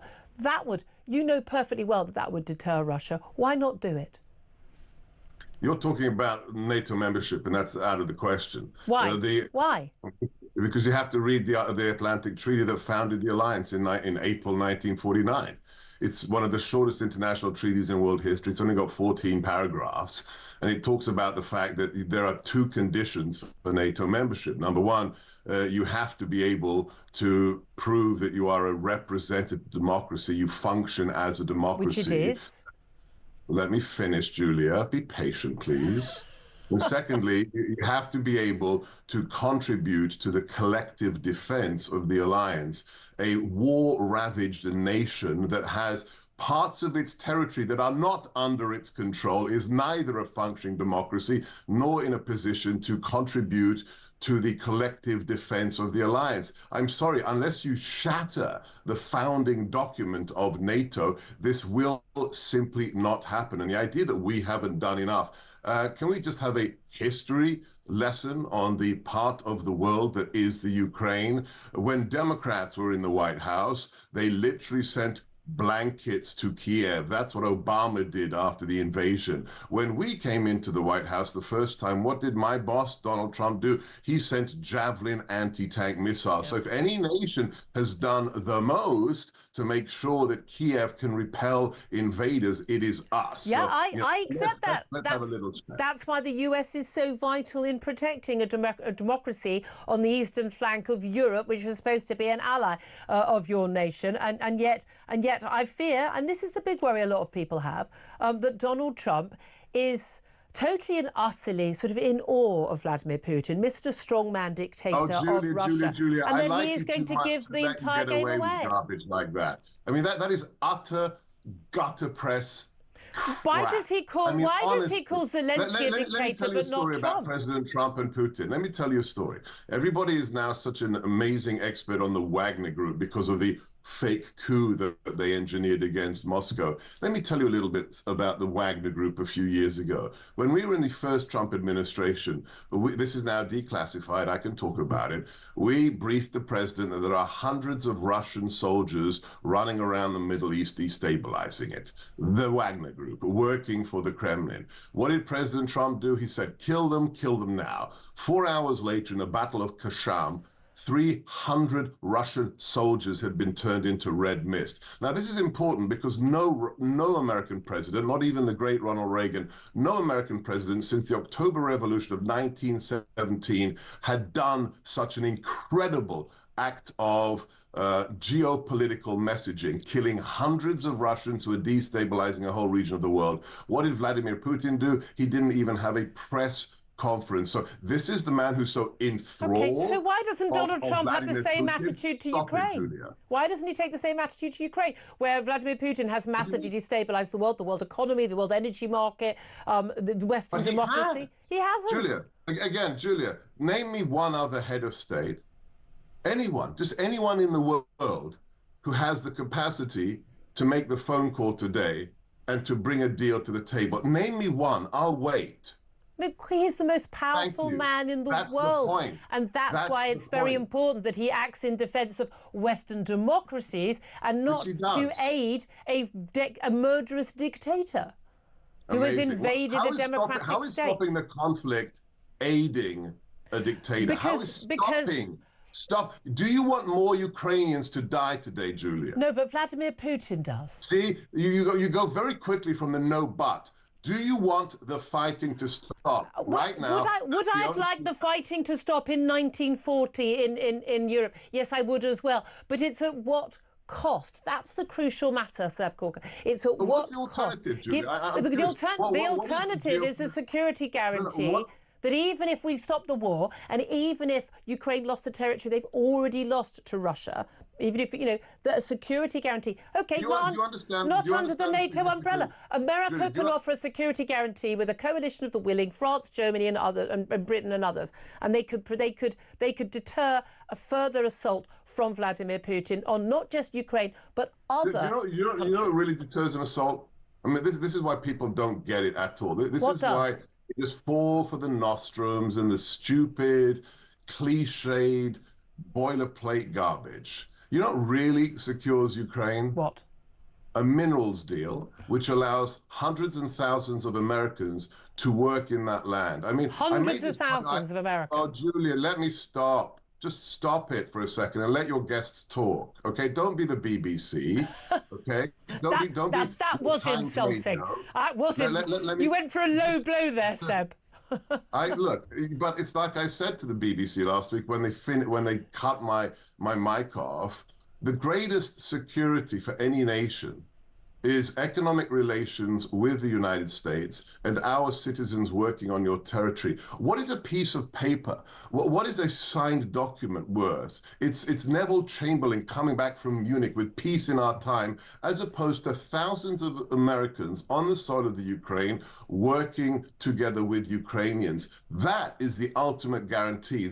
That would put a stay to anybody thinking of invading any country. That's the real art of the deal. And I wish members of the media would finally understand it, but they're inbuilt. Look, Julia. I understand it, I just don't believe it. I love you dearly, but you still suffer from Trump derangement syndrome. No, I don't. I've been very... But this is the absolute nonsense from your side, which is that I've been... I said, look, given a choice, I'd have voted for him this time round. I support him. I support him on all the Doge efforts massively. Support him on the immigration issue, support him on net zero, support him on the woke stuff, support him on all of that stuff. I've been cheering him on. When I criticise, and on Israel, I'm going to come on to Israel, when I criticise him on a one policy which I expressed concerns about before he was elected, and I had hoped that he would be stronger on this, I've been very disappointed. I thought his treatment of Zelensky in the Oval Office was genuinely appalling and shocking and beneath the dignity of the office of the United States President. That's your problem. That's not derangement syndrome. That's fair criticism. That's where you reveal yourself, Julia. That's where you reveal yourself. Well, I don't think he should humiliate a war leader. Incredibly magnanimous for 30 minutes, and then Zelensky had lectured the president in the Oval Office. Pointed out some facts. Vice President Pence was Vice President J.D. Vance was absolutely right in calling him out. The idea that you think that was a problem because of how the American side behaved. Yes. When he had it in his grasp, he had peace within inches. There was no, there wasn't. It was a minerals deal. That was all that was on offer at that time.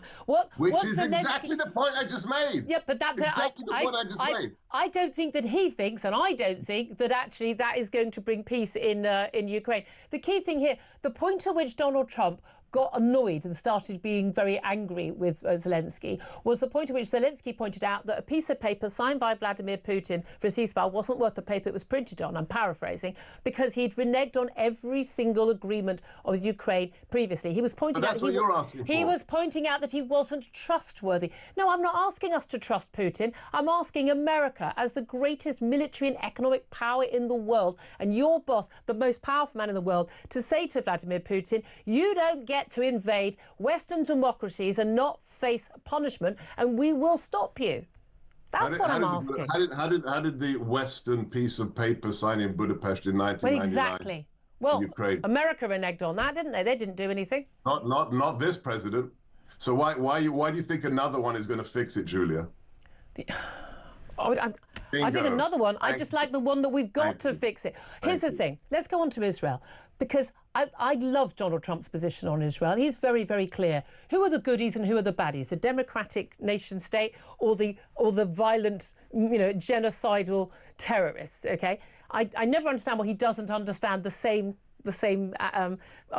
situation in Ukraine. But let's come to Israel. What do you make of the airstrike? How is it the same situation? How is a bunch of jihadi terrorists the same as a nation with 11 time zones and 4,000 nuclear weapons? In terms of the morality of their... your ignorance of national security. I'm not ignorant. I'm talking about the basic morality of the situation. I think is more similar than it is different.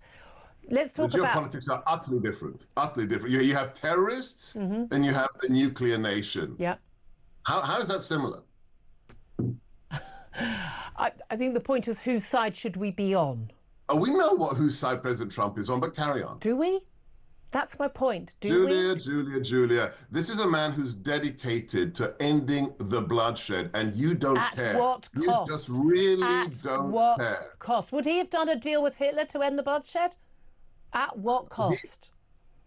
The fact is, he is stopping the bloodshed. At what cost? To what cost? Yes. Would he stop the bloodshed? If China invades Taiwan, at what cost would he stop the bloodshed? You can always stop the bloodshed. If you put your hands up and say, don't shoot, here's my white flag, you can stop the bloodshed. At what cost? So you are saying that NATO is now going to guarantee... You live in an alternate universe. This is a country with occupied territory. NATO can't vouchsafe a nation whose territory is occupied. If you want to unoccupy it, it's going to have to be two para. Two para is going to deploy to Donbass Julia, I said you can take it out.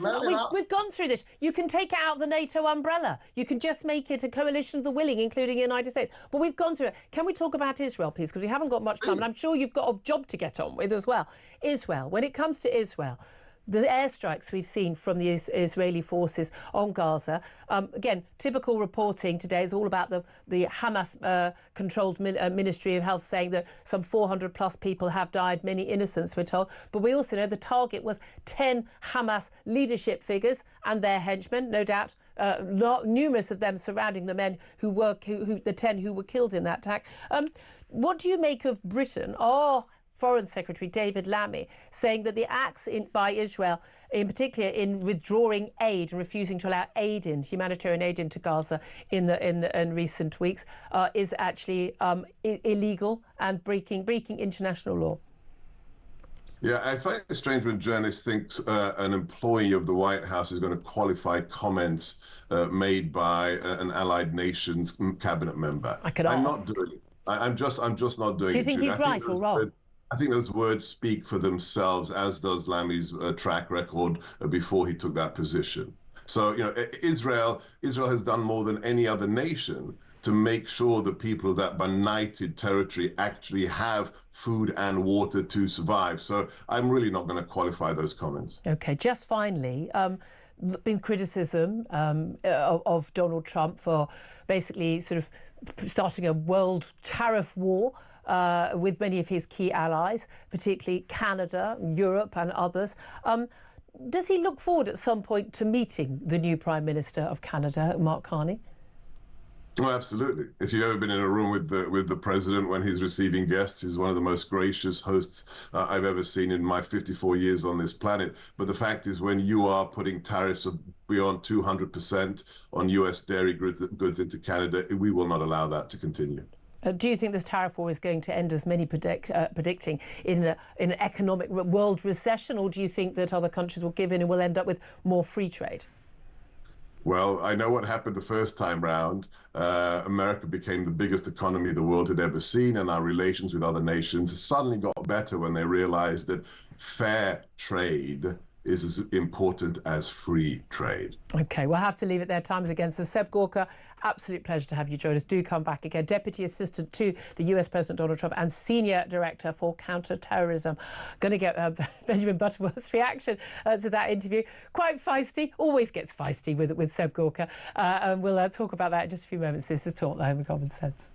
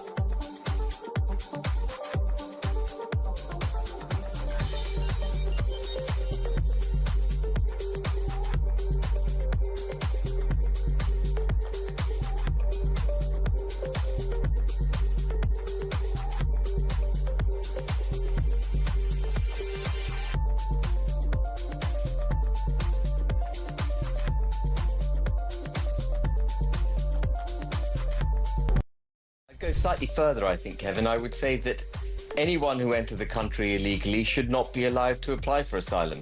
they should be detained, and then they should be deported. There should be no room for decriminalising the criminal activity of crossing our borders without our permission. It's as simple as that.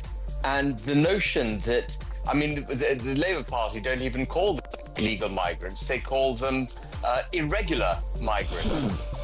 You know, if only they were, Ben. They're very, very regular.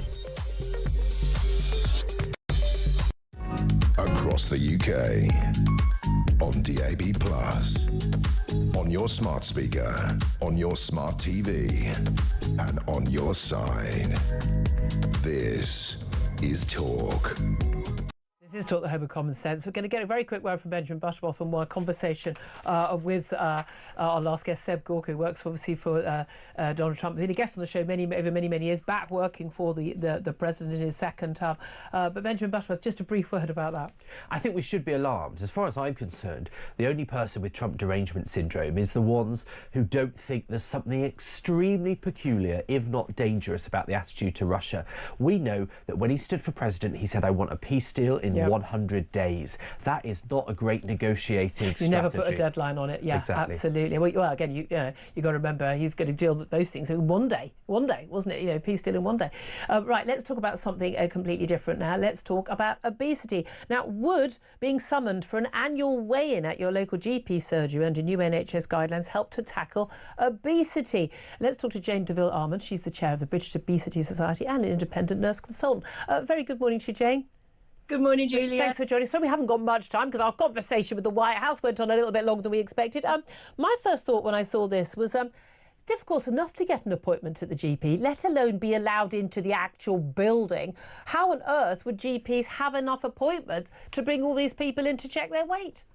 Well, absolutely. I mean, this is just another one of the government kind of, I don't know, attempts at like bringing down obesity in the country. And I mean, obviously, you've just made it. You know, you just said the obvious. I mean, you can't even get an appointment if you're sick. So getting 50 million people into the surgery, have their waist done and their height done and their... Good luck with that. Yeah. Exactly. Well, we're told, you know, if you've got common conditions like arthritis, heart failure, diabetes, I mean, again, a lot of people who've got very high BMI, and I know BMI is not the perfect measurement, but we all know if someone's fat or they're not fat. It's not complicated. Those people will often have a lot of other health complaints anyway. Aren't doctors already weighing them?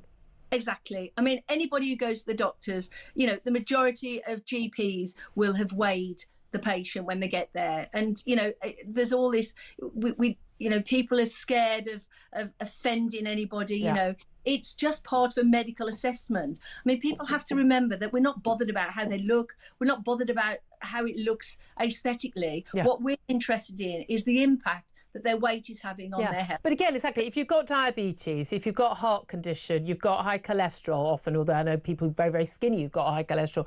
If you've got, you know, knee joints problems, you've got, you know, hip problems. As a general rule, these will be related to your weight. Exactly, and that's the issue. I mean, you know, it's very hard to explain to someone that if you're carrying twice or three times the amount of weight your body's built to carry, then it's going to impact on your health. Ta-da! And people don't like to hear it. They don't like to listen to it. A lot of people are in denial, though, aren't they? I've got a very good family member, very close family member, who's utter denial about whether or not he is overweight or how overweight he is, and it's almost laughable. It's sort of, how do you not realise that? I mean, there's some simple ways of, you know, measuring, you know, there's your waistline as a ratio of your height, you know, obviously, which is perhaps a better giveaway of healthy weight than BMI. But BMI is accurate-ish enough for most people, not top athletes or boxers who've got great muscle mass, but for the average person, it's not a bad indicator.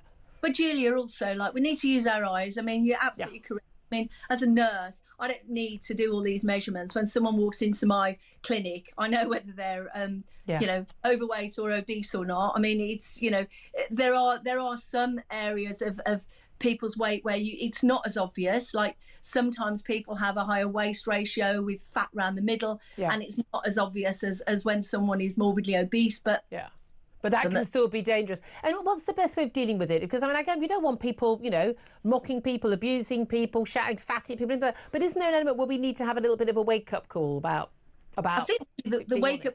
I think the wake-up call will be when we haven't got an NHS and people are sick and they've got no one to help them. I think the wake-up call is that if people don't look after their bodies and they become sick, in the future, who knows who's going to be there to help us? We already know there's waiting times for operations, there's waiting times to go and see a doctor. You know, the only people who can look after your health is you. I'm afraid that is what it comes down to. I couldn't agree with you more. We're all going to live longer unless, I mean, the reality is, OK, people who are very overweight may end up living a short life, but they're going to live more years in ill health. Well, I don't know why people don't want to live as long as possible in good health. It seems to me to be such a simple and obvious aim.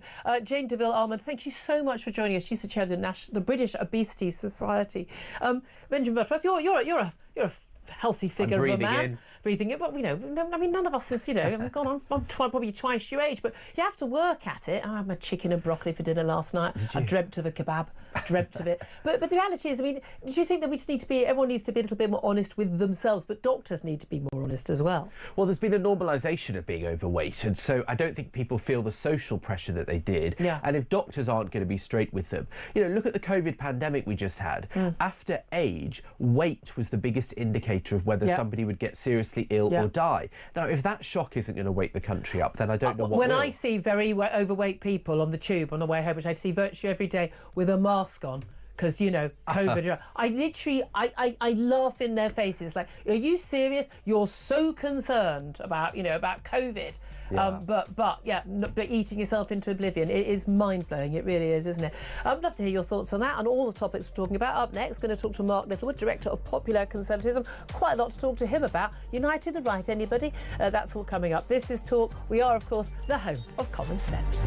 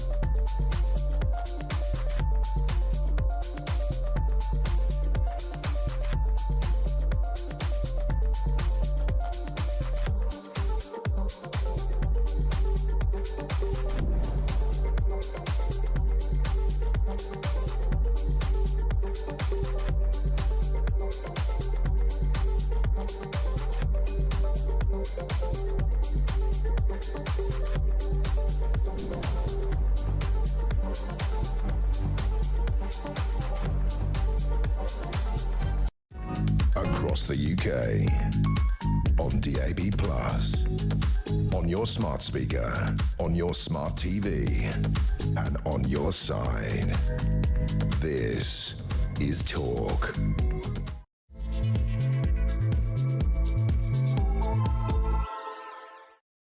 A very good afternoon to you. Welcome back to the show. This is Talk, the home of common sense, with me, Julia Hartley-Brewer. Goodness me, it's been a lively one today, has it not?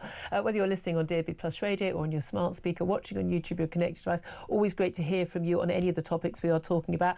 Always a lively one with Seb Gorka, now working back with Donald Trump in the White House. And Fascinated to see what comes of that conversation between Donald Trump and Vladimir Putin this afternoon. Fascinated also to see what we're going to get in terms of those benefit reforms to be announced by Liz Kendall, the Work and Pension Secretary. I think she's going to stand up in the House in roughly half an hour's time. We do already know, though, what Kemi Badenoch is having to say today. The Tory leader has warned that the government's target of hitting net zero emissions by 2050 is a fantasy, unachievable, impossible, and will end up bankrupting us. Which is really funny because nothing's changed since she supported that policy when she was in power.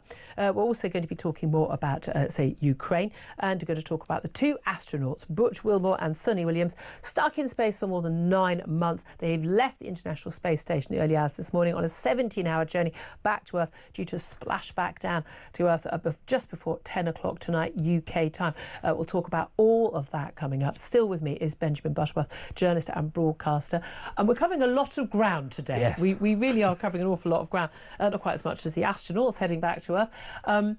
But just some breaking news just from Keir Starmer, the Prime Minister. He's told Donald Trump that Ukraine must be put in the strongest possible position in order to secure a just and lasting peace. This is ahead of that phone call between Donald Trump and Vladimir Putin, scheduled for about 3 o'clock UK time today. And this is following a call between Keir Starmer and Donald Trump on Monday night. There's no doubt at all, European leaders in particular and other sort of coalition of the willing feeling folk, Australians, Canadians and others, are very anxious that Donald Trump is going to give away the farm to Vladimir Putin when it comes to this deal on Ukraine. And it does matter, not just the people of Ukraine, it matters massively for European security. Are you concerned about what Donald Trump could offer Vladimir Putin, given he's already talked about how they've already carved up quite a lot of the deal? Exactly. I mean, I think Sir Iain Duncan Smith put it well when it's like, the 19th century carving up the world as though these aren't countries with their own rights and peoples and freedoms. And I think Donald Trump isn't a listener. I don't think he listens to Keir Starmer. I don't think he listens to other people. I think he goes through the motions. But there's something about Vladimir Putin that taps into his psyche. I don't know whether it's because he admires that strongman style of leadership, the fact that he's so rich, the fact that he can do what he likes. Is that what Donald Trump wishes to do? Well, there has been some talk, because I think it's just language about wanting to be a dictator. Yeah. But I mean, I think that was talk, and that was blown up by the Democrats. Or is there something that Russia has on Trump? That is a lingering question, because it's very peculiar. The compromat. Exactly, because it's very peculiar, this behaviour. And the truth is, it's extremely dangerous. If he doesn't want to support a security backstop in Ukraine, if he doesn't want to support Ukraine in the long term, he just wants to get these minerals. Yeah. And they talk about $500 million worth, I think, or $500 billion. That was the first talk. I don't think that exists. But also most of the mineral deposits that do exist are currently in the Donbass region, which is held by the Russians. So whether they're carving that up, the idea. At one point, Seb Gorka talked about having hundreds of thousands of Americans working there. I mean, that's just pie in the sky nonsense. And then he said it went down to thousands. Again, the idea that would stop. Russian boots marching through Ukraine. I think frankly is risible. I genuinely do worry about what's going to happen. But again, it is extraordinary. Britain and America and Russia all agreed to basically to guarantee, long before the invasion of Crimea, to guarantee that Ukraine's border and territorial integrity. We have a duty of care to the country. We persuaded them to give back, give those nuclear weapons back to Russia.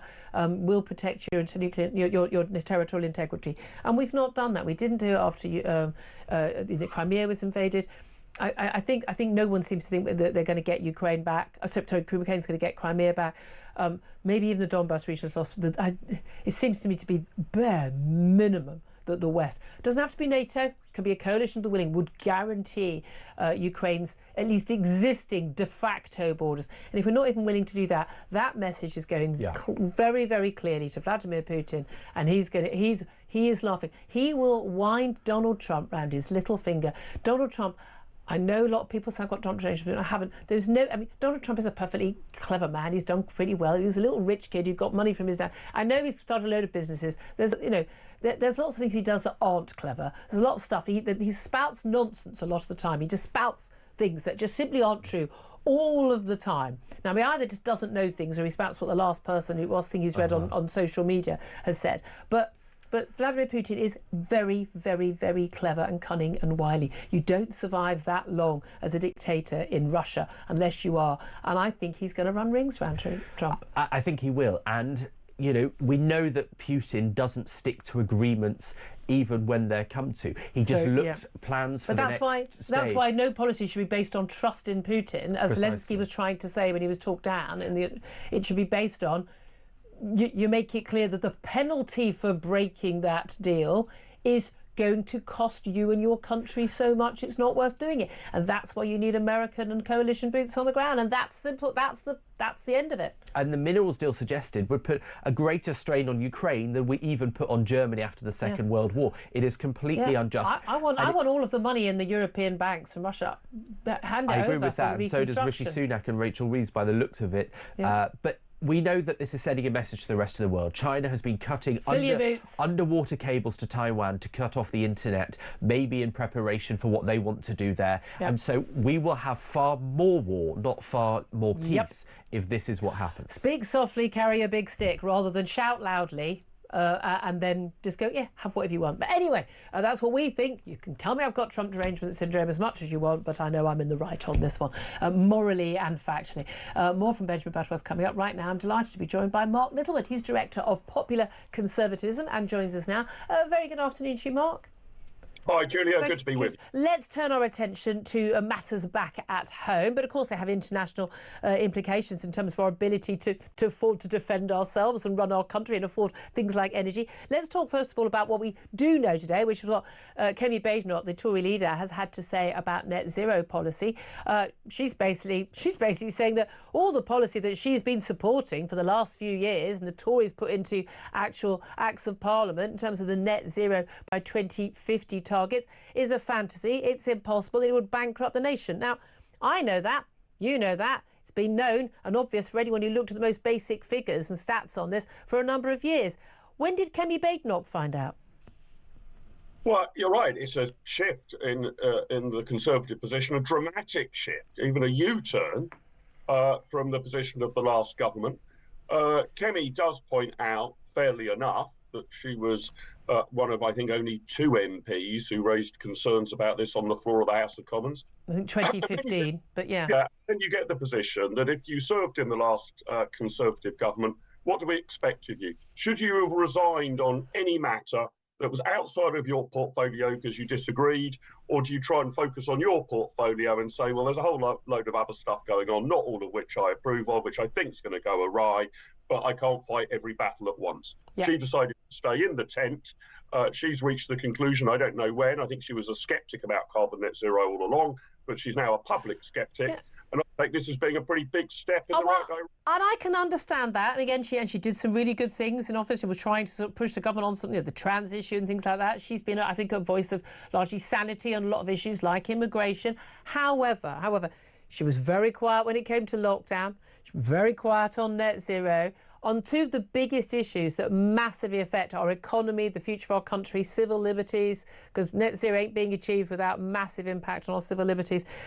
She's been mysteriously quiet. And it was even during her Tory leadership bid, she, like the other final front runner, Robert Jenrick, didn't talk about getting rid of net zero. He, halfway through the campaign, suddenly decided to say he was against net zero, claiming, when I tackled him on this, Robert Jenrick, that it was me that had persuaded him, which I think is, let's face it, we'll agree, a load of nonsense on that. Even when she was able to speak her own mind, she wasn't saying it. Hasn't she just looked at the polling and realised that the British people are not fooled by this nonsense anymore? It's unaffordable, it's unachievable, and it's better to ditch it now. But she's done that for political reasons rather than because it's the right thing to do?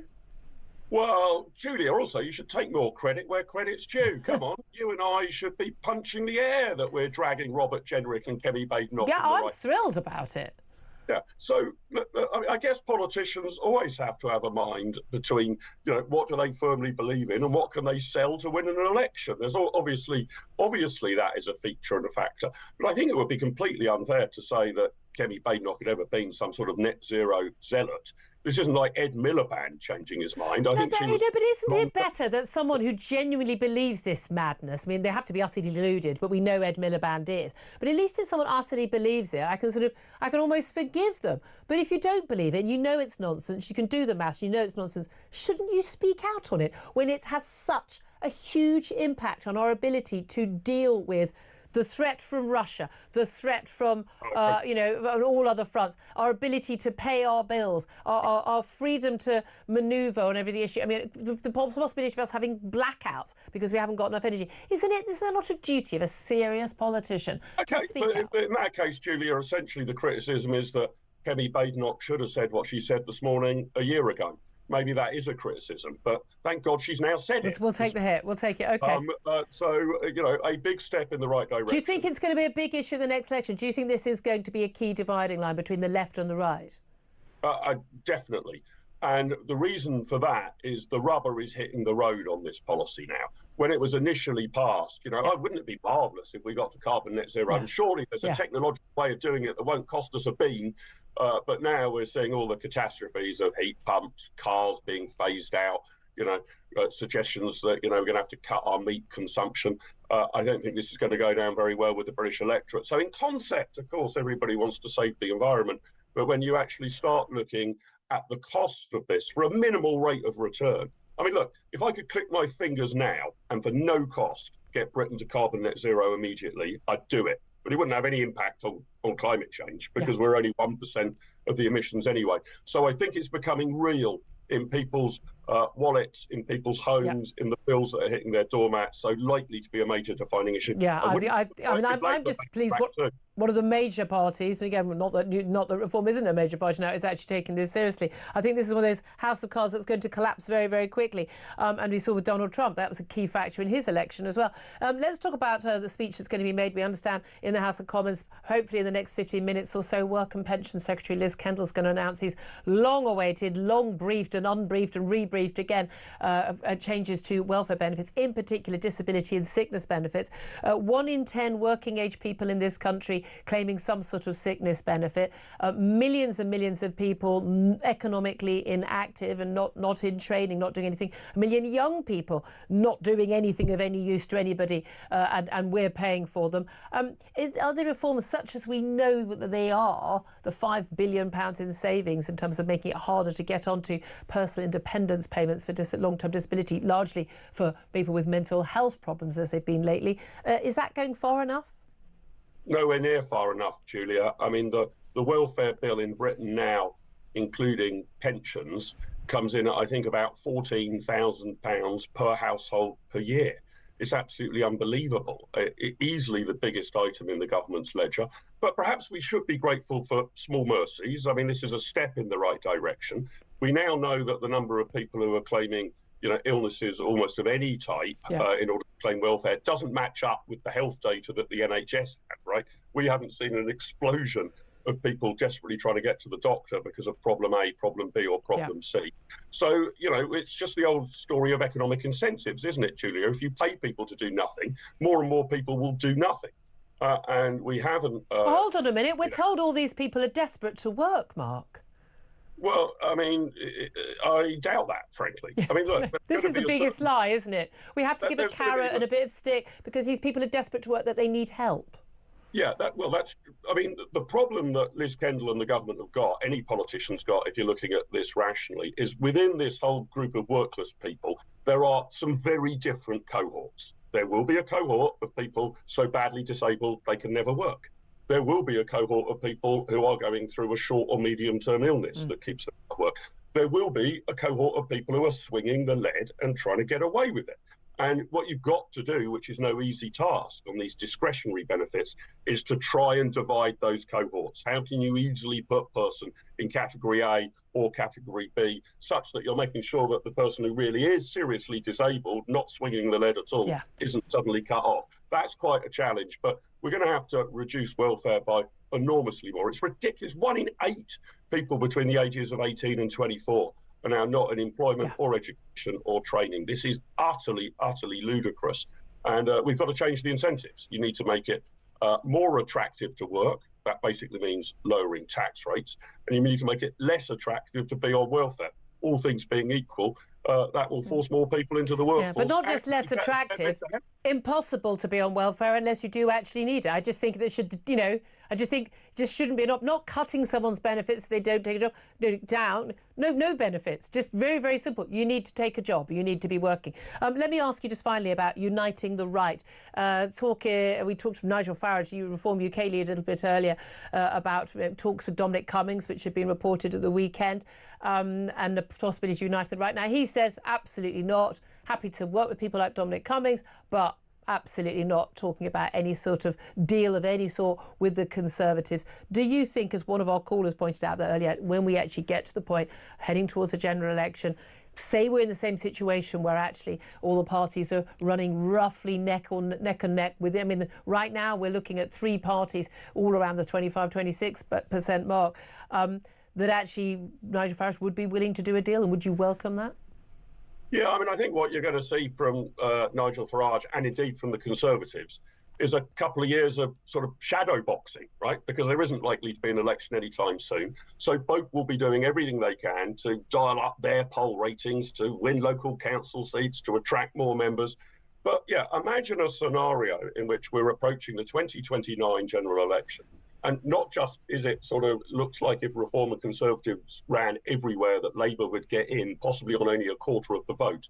But let's also imagine, going back to what Kemi Badenoch said earlier this morning, that the Conservatives and Reform have sort of alighted on a similar type manifesto, a similar policy. Immigration, net zero benefits. Let's leave ECHR, let's get rid of carbon net zero, let's get taxes down, let's get rid of a whole swathe of quangos. If the policy platforms start to converge, well, it would be petulant indeed, and not in the national interest for those two parties not to work together. I got what Nigel Farage was saying at the last election. The Conservatives need a damn good kicking, and they've got one. But I suspect by the next election, it will be a total priority, a national emergency even, to remove Labour from office. And I would have thought the electorate would not smile fondly on those who are not willing to put aside partisan differences, were we to get to that situation. Very interesting. Always good to talk to you, Mark Littlewood, Director of Public Conservatism. Thank you very much indeed for that. Benjamin Butterworth Storms me listening in the studio. You know, Mr Woke lefty, you were thrilled with the Labour government. How's that working out for you? I think the government's fantastic. I really do. I think Keir Starmer's come into his own in the last sort of month or so. And he's done some good work on the world stage, I'll give him that. I mean, I was amazed. Last week he said, he was asked, should the state be bigger or smaller? And he said the state should be smaller. It couldn't get any bigger. Well, that was his point, actually. That was exactly his point. I mean, it's not that, you know, that's not rocket science, is it? But, you know, I think I'm really against these kind of pacts between parties. There were suggestions back in the Brexit years of Lib Dems and Labour doing this, and the Greens. I think it's totally wrong. It's for voters to decide which of the options, and the more options they have, the more accurate their vote can be cast. And so I really don't like the idea, whichever side it falls on, of people in Westminster deciding the choice that you get where you live. I think it's well, no, but people can start their own political party, but at the end of the day, given the system we have first past the post, if you're in a situation where two parties on the right cancel each other out effectively and allow a party on the left, if voters who are on the right were saying, well, I'd rather have either of you guys in, or, you know, OK, I'd rather have Reform, but I'll take the Tories, or I'd rather have the Tories, I'll take Reform. But we know perfectly well it would end up being Reform that would end up having to give way to the Tories. That was I think would be what the Tories would be expecting they would do. Also, would a lot of voters trust that? Would they say, do you know what? We've had Labour light for the last 14 years. We may as well have another Labour government. It's no different. That's what people were saying last year. Every Reform voter would go to the Tories, I think, is totally wrong. You know, some of them are former Labour voters, some of them hate the Tories. You know, they're not going to forgive in one parliament. So I just don't think it's that simple. And I think it would be wrong to do that. And I think that, you know, in truth, I think Keir Starmer's in quite a good position. It will slightly divide the vote. The danger in this in a democracy is that first past the post, which I support, but it almost becomes like luck of the draw. When you've got 4 or 5 parties competing in many constituencies, once we do the Lib Dems and the Greens that are becoming increasingly competitive, the SNP, you know, it starts to be 20% for each, and you know, one gets 10 votes more and it becomes slightly farcical. Well, that's the majority. I mean, you know, or you can have a situation you've got in Germany and in many other countries in Europe where you have everyone's, you know, PR, proportional representation. It's all very well, but then the party that is on the right, whichever it is, National Rally in France or the AfD in Germany, being frozen out, and the other parties, the equivalents of the Labour and the Tories, come together to freeze out those parties. So they don't get a look in then either. And all those manifestos become redundant because people people in Westminster decide what you get to do and not so much the voters. So I just don't like that system. Okay, very interesting. Love to hear your thoughts. Get in touch. 0344 499 1000 is the number to call. Do get in touch on anything we're talking about, including benefit reform, the uniting the right. Kemi Badenoch and her net zero comments today, saying that the net zero target is a fantasy that will bankrupt Britain. Give us a call 0344 499 1000. Text on 87222. Get in touch on X at talkTV. Don't forget, calls are charged at the national rate. Text cost £1, standard network rate message. Right now it's 12:22. Let's go for a quick break and then we'll get to your calls up. This is Talk.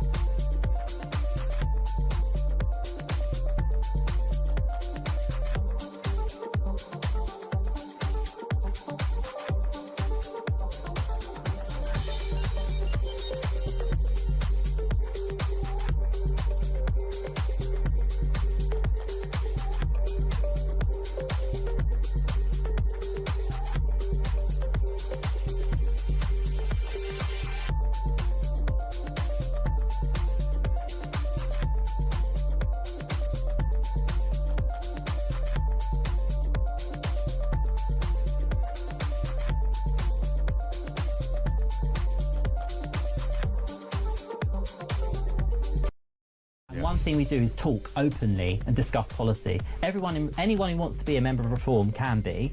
All views are tolerated. What I will say is we do not stand for racism. Some of the racism you have seen online recently towards our chairman is unacceptable. Nigel Farage was right to call this out. And also some people that have very extreme views that frankly wouldn't have been welcome in any party. But the Reform Party is a professional party preparing for government. That starts with taking over councils in May and winning as many council seats as possible. And no one and nothing will distract the membership of this party.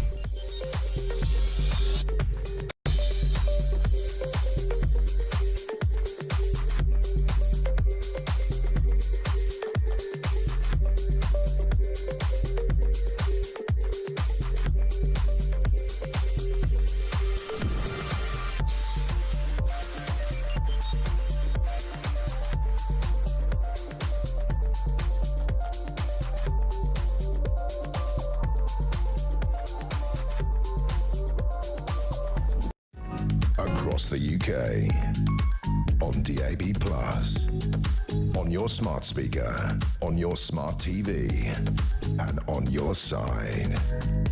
This is Talk. Talk, the home of common sense with me, Julia Hartley-Brewer. Let me get to some of your messages, texts and tweets. I haven't got to very many of these today about Kemi Badenoch saying that the 2050 net zero target's a fantasy that would bankrupt Britain. Your reaction to that? Roger says, Kemi's right. If Miliband has his way, we'll be bankrupt way before 2050. Well, that's true. Daniel says, wow, she's only suddenly had this brainwave 7 years after becoming an MP. The Tories are doing so badly against a massively unpopular government. Will we have to wait another 7.5 years before her next revelation of common sense?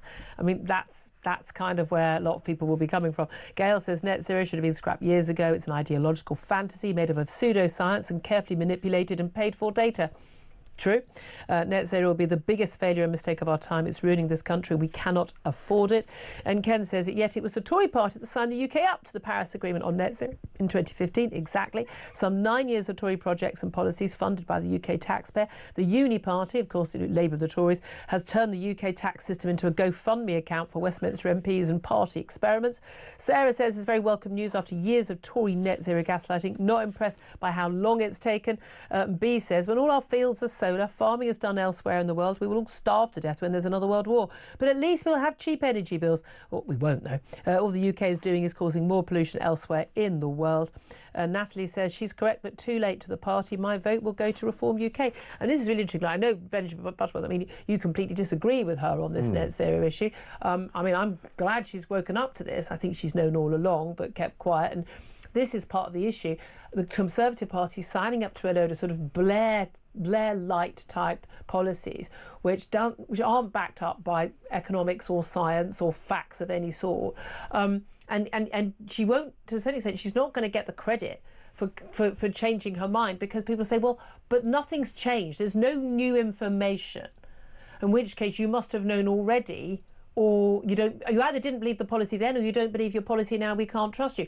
And that is the problem that any Conservative leader is facing, who changes major policy planks to try and, well, basically appeal to, people say, the hard right in Reform. I don't think any of the policies that Reform has, or any of the policies that the Tories are moving to, supposedly on the right, are anything other than completely moderate, middle-of-the-road policies. They certainly would have been considered 10 or 20 years ago.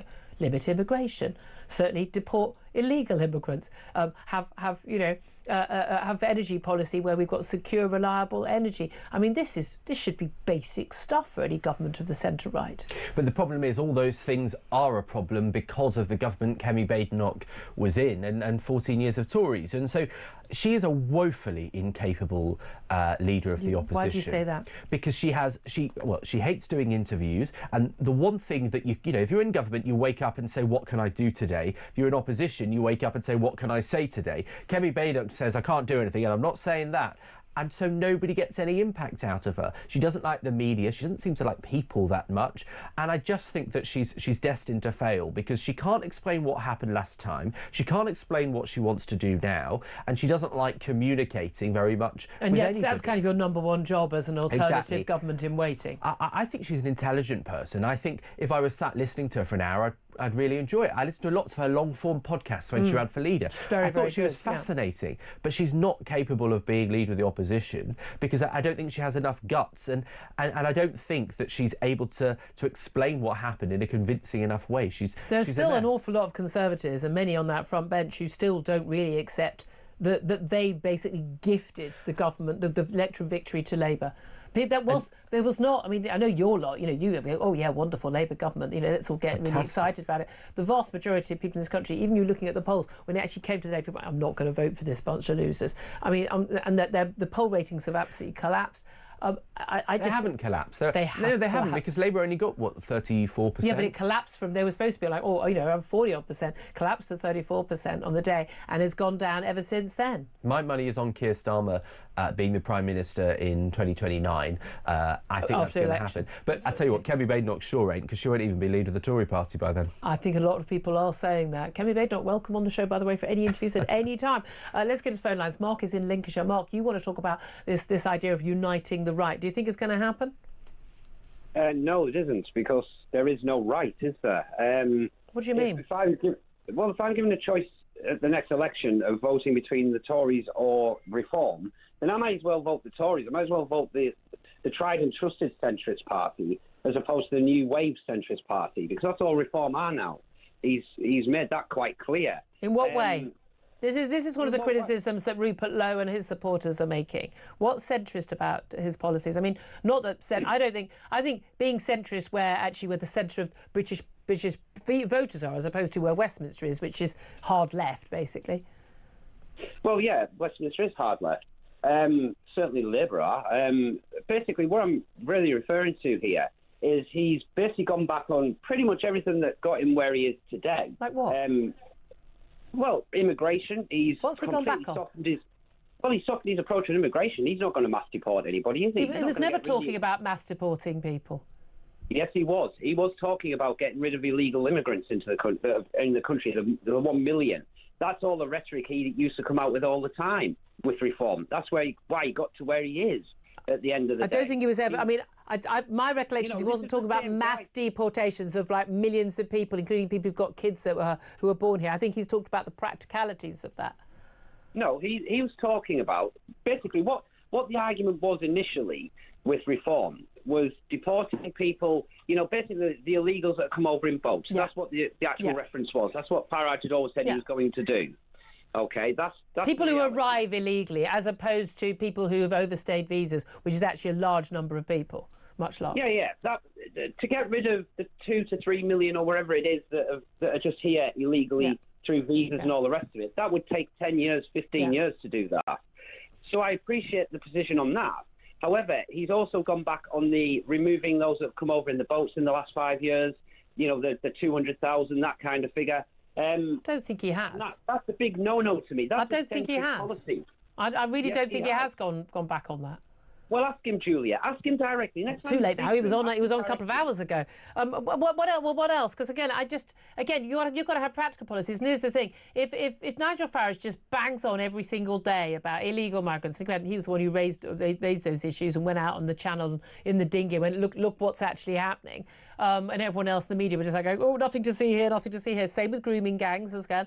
He was, as a politician, he was one of the few early on who was speaking about that and kept that in the limelight. And again, a lot of criticism for that. I mean, again, I'm not holding a candle for him, but these are facts. He cannot keep banging on about illegal migration. That's obviously the case. He has to have other policies, and they have got other policies. But his other policies are essentially the same as the Tories. There is no real difference. Well, he was the only party pushing for getting rid of dropping net zero at the last election. That was the only option of any party that was going to do that. Quite frankly, Julia, he will go back on that. I can almost 100%. I can 100% guarantee you he will go back on that. He has become just as much establishment. Reform has become just as much establishment. When you look at yesterday, his announcement, he's bringing in Tories, Labour, Lib Dem. These are people he's bringing in on the council side. Well, see, wait a minute. So you can't bring in anybody who... They have to be a purist who has never once sullied themselves with politics to be allowed to be in the Reform Party. Julia, he was a Tory. Now, Dice was a Tory. You're supposed to be grassroots. That was the whole idea of reform. But you can be grassroots, but he's not. I mean, councillors are grassroots. They're local people in their local area who stand for election.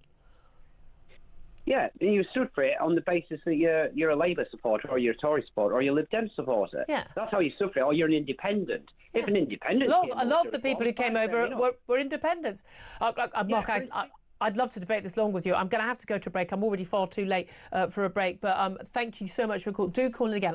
We will have this conversation again. I very much hope. That's Mark in Lincolnshire. Right now, time to find out how you could be in with a chance of winning Oasis tickets at Wembley this summer. How do you fancy winning tickets to the hottest gig of the century? Here at Talk, we're giving you the chance to bag yourself a pair of tickets to Oasis at Wembley this summer. Plus, we're giving away a whopping 10 grand and putting you up for the weekend in a London hotel. All you need to do is text the word prize to 83338 and you're in the draw. Alternatively, you can enter by post. Once again, all you need to do is text the word prize to 83338 or you can enter by post. Good luck. 18 plus UK excluding Northern Ireland. Enter by text for £2 plus one standard network charge by 11 p.m. on the 7th of April 2025. Or post your name and number to Oasis Competition, PO Box 3190. Colchester CO2 8GP to arrive by 5 p.m. on the 10th of April 2025. Full terms and conditions at talksport.com. This is a News Broadcasting Network promotion. You don't want to miss out on the gig of the decade and, of course, the small matter of £10,000. Good luck with that. Right now, we'll take a quick break. Up next, going to be talking to the great Andrew Fox about what is going on in Israel and his hopes for that Trump-Putin phone call about Ukraine. This is Talk, Home of Common Sense.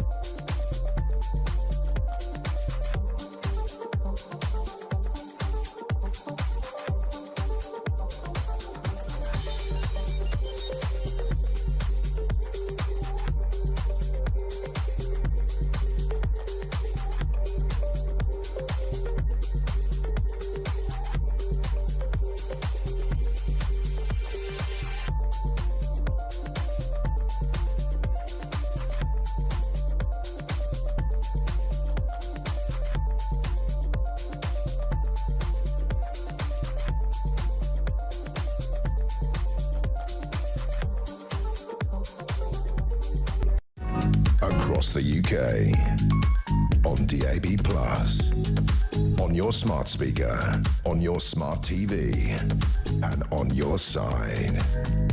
This is Talk. This is Talk, the Home of Common Sense, with me, Julia Hartley-Brewer. 12:38 is the time. Let's turn our attention to international affairs right now with Andrew Fox, a defence expert and a research fellow at the Henry Jackson Society. A very good afternoon to you. Hi, Julia. Thank you for joining us. Well, we've got two big issues, the two ongoing wars we're talking about today. Let's start with that phone call between Donald Trump and Vladimir Putin that's taking place a little bit later today. 2 hours have been timetabled in.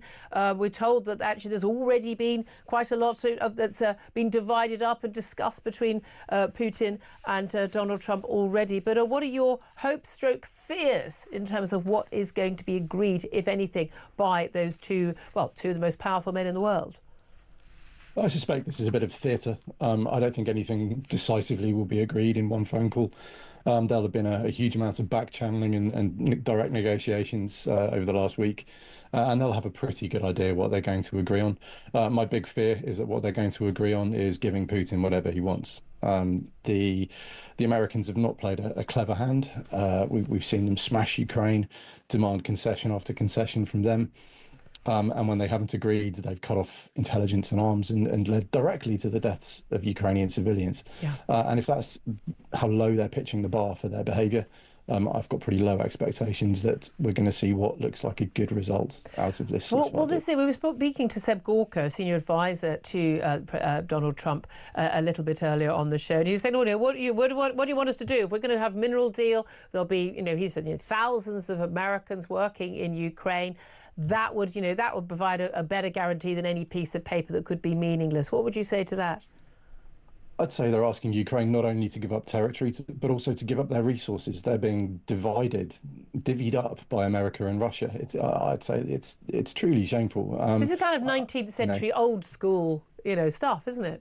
It's a return to the great power era, where great powers can do what they want and smaller countries have to like it or lump it. And I don't like using words like shameful because I don't think that's just, those moral judgments are essentially not very helpful in my line of work. But I think this one is just past the pale. It's atrocious. Yeah, I think shameful is. I am mortified for Donald Trump and for the White House and for American people. This is what's happening. I'm also mortified that European nations and our governments and voters have been, colluding with this, haven't stepped up over recent years, increased their defence spending, relying on taxpayers in America to fund our defence here in Europe, and not able to actually provide proper military, serious aid to protect Ukraine. Shame on us as well. And yeah, just because it's terrible now doesn't mean that we haven't got to share our degree of culpability for this, because what we've done is given Ukraine just enough weaponry to keep fighting, but not enough to have a decisive effect on the battlefield. So that's been really poor. And of course, the Ukrainians do have to take some blame in the sense that they had their big summer offensive and blew it, quite frankly. And obviously the Kursk expedition perhaps wasn't the most sensible move when you've got limited equipment and personnel. So there's a fair bit of blame to go around. Well, there was a lot of talk to seize some Russian territory, that actually that would help them in any future negotiations to get more land back. I mean, as it is, it would appear, Putin was able to call on North Koreans and others and was able to boost his manpower in a way that, of course, Ukraine wasn't. And he was able to call on Washington. I don't think that Kursk pocket would have collapsed had the Americans not withdrawn everything they did. Yeah. It was absolutely facilitated by the White House too. So Mr. Putin has all the cards, Ukraine has none. Yeah. And it's a desperatly depressing situation. I mean, we're often told, and again, it's something that Seb Gorka said, it's something that Donald Trump says all the time, do you want peace or not? You keep talking about the meat grinder, how terrible it is that people are dying on the ground in Ukraine. And of course it is. I would have thought the person who cared most about that would be the Ukrainian people themselves and their leader, Zelensky. But the question is, you can end a war at any time. I mean, you can lay down your weapons, you can wave the white flag, you can give the aggressor everything they want, and you can ask them to stop punching you in the face. You can do that, but at what cost? What is a reasonable cost? What would be reasonable in your eyes for Ukraine to give away to stop the fighting? I mean, it's not my decision. I can draw a line in the sand wherever I want to. It's down to the Ukrainian people, and all the polls show that they want to fight on, even without American backing. A clear majority in favour of that position in the recent Ipsos poll for The Economist. And look, if sovereignty and freedom and your country aren't worth fighting for, then what is? You know, these are basic human drivers when it comes for warfare, and I think of all the reasons to go to the war, those are probably the most noble. And this isn't about, again, I think a lot of people in Britain and America don't really understand, this isn't about, oh, you just have a different flag, and, you know, and might have some different representatives on the world stage. This is about people's daily lives in terms of their safety, their individual freedoms, and their economic future, in terms of wanting to be a democratic nation, move to the West, have what we've got, or live under this totalitarian Russian regime. Yeah, that has used chemical weapons, that has abducted hundreds of thousands of women and children, that has murdered indiscriminately, that's used sexual assault as a method of attack, that has targeted civilians, targeted civilian infrastructure deliberately. And we know all this. It's not comparable to Gaza, where we know there's the enemy weaponizing those things like hospitals and schools.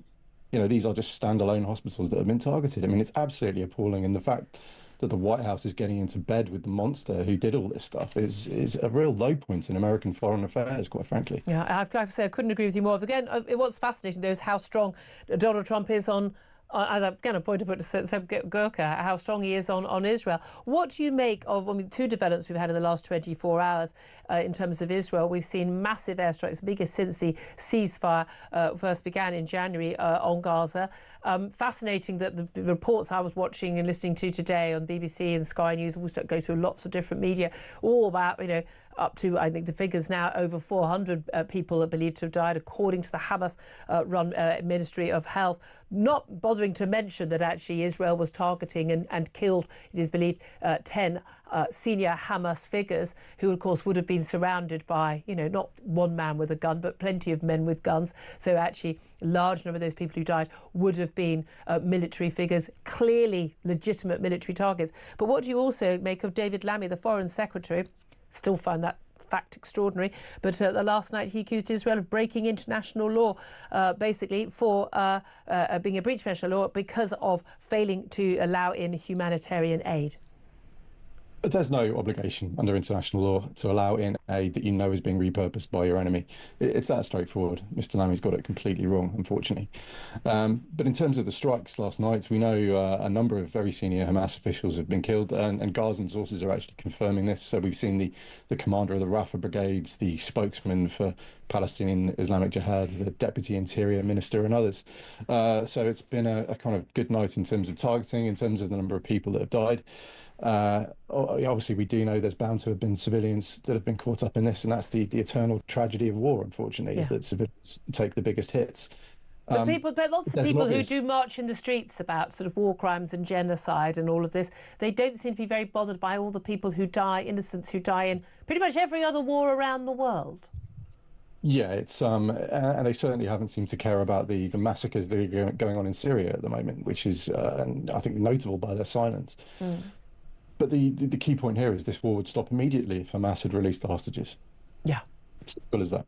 It really is that simple, isn't it? If they want the war to stop, simple solution. Always good to talk to you, Andrew Fox, defence expert, research fellow there at the Henry Jackson Society. Benjamin Butterworth, your thoughts on what you had to say? Well, I thought what a fantastic guest. That was so well informed, so I learned a lot. But you know, when it comes to what's happening, that's what we do on this show. Yeah, it's great to be here.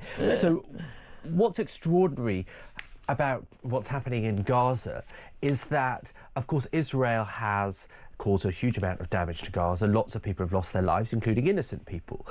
And yet they still, Hamas, still will put the people of Gaza at risk rather than just release the hostages. There was a ceasefire on the 6th of October, a year and a half ago, and they broke it when they attacked Israel.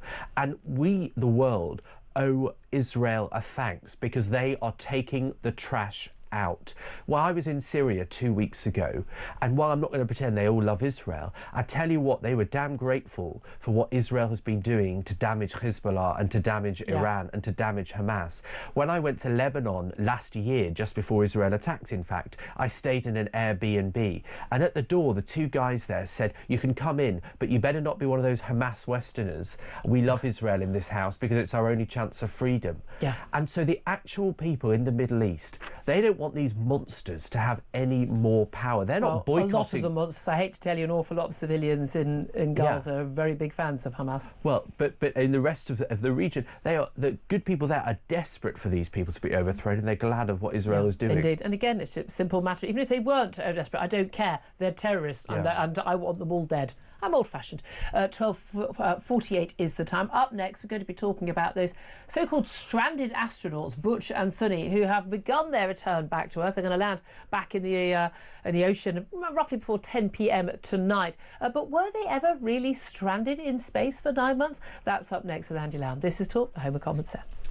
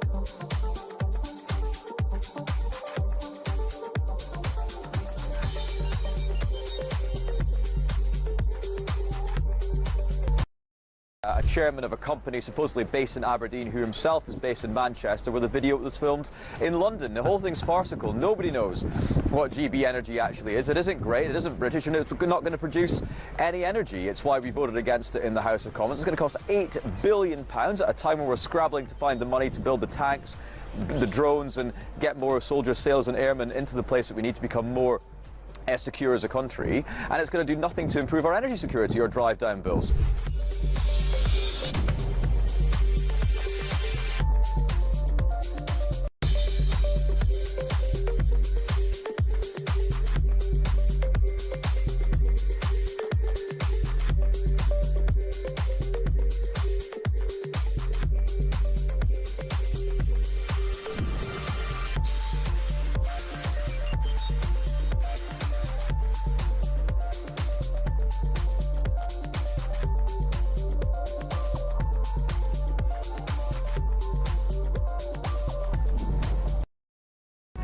Across the UK, on DAB+, on your smart speaker, on your smart TV, and on your side. This is Talk. This is Talk, the home of common sense. Just let you know that the Work and Pension Secretary Liz Kendall has been on her feet in the House of Commons, finally announcing this long-awaited, long-trail benefits reform. So far, she's confirmed that the government will reform eligibility for PIP benefits. These are benefits for long-term sick and disabled, so that only the most severely disabled can make claims. So none of you, mostly, I've got a bit of depression, got a bit of anxiety, and might have autism, is going to pass the grade. We're told, we'll see if that works out, people will need to score 4 points in at least one activity to qualify for the daily living allowance for PIP. This will hit, they say, some 1 million people. This is where the bulk of the £5 billion savings are going to come from. Also announcing merging job seekers allowance with employment and support allowance. And as I say, the work capability assessment will also be scrapped in 2028. She said the government is going to legislate, this had been trailed, to introduce a right to try. This means benefit claimants will be able to seek work and try out a new job without being fearful of losing their financial support. Because I think Fraser Nelson did a brilliant documentary exposing this, that you can be on the benefits, you're like, right, I'm ready to go back to work, you get a job to go back to work, and actually you might, it might not work out, or you might actually have problems you didn't foresee going back to work, and then you've lost all your benefits, you have to start all over again. And so people are very wary of risking that. But anyway, the standard universal credit allowance is going to rise by £775 by 2029, 2030. Whether that's in line with inflation, well, we'll wait to see what inflation is going to be, won't we? Anyway, that's what's been coming out of the House of Commons. We'll no doubt be talking an awful lot about that later in the on the station in here at Talk, but also I'll be talking about it on my show tomorrow. Right now, let's turn our attention to the small matter of two astronauts, Butch Wilmore and Suni Williams, who have been stuck in space, we've been told, for more than 9 months. They left the International Space Station today on their 17-hour journey back to Earth. They're due to splash down in the ocean just before 10 o'clock UK time tonight. Well, let's talk about this with space commentator Andy Loud. Very good afternoon to you, Andy. Hello, Julia. Thank you for joining us. Now, I was fascinated to read, and I only learnt this a week ago when there was talk about, right, they're actually, the SpaceX rocket was supposed to go up, then they finally got it up, ready with a bunch of other astronauts to drop off at the International Space Station and give space to bring Suni and Butch home. That they haven't actually been stranded, and all this talk about how they haven't been able to get home and now they're being rescued by Elon Musk and SpaceX is all an abject load of nonsense, isn't it? Yeah, it is really. It's quite interesting. It's interesting looking at the different media outlets, what they're saying, and having to comment. So, talk about the stranded astronauts. They're not stranded. Yeah. They weren't. They went up to test the spacecraft. The spacecraft was the Boeing Starliner, a rather nice little spacecraft.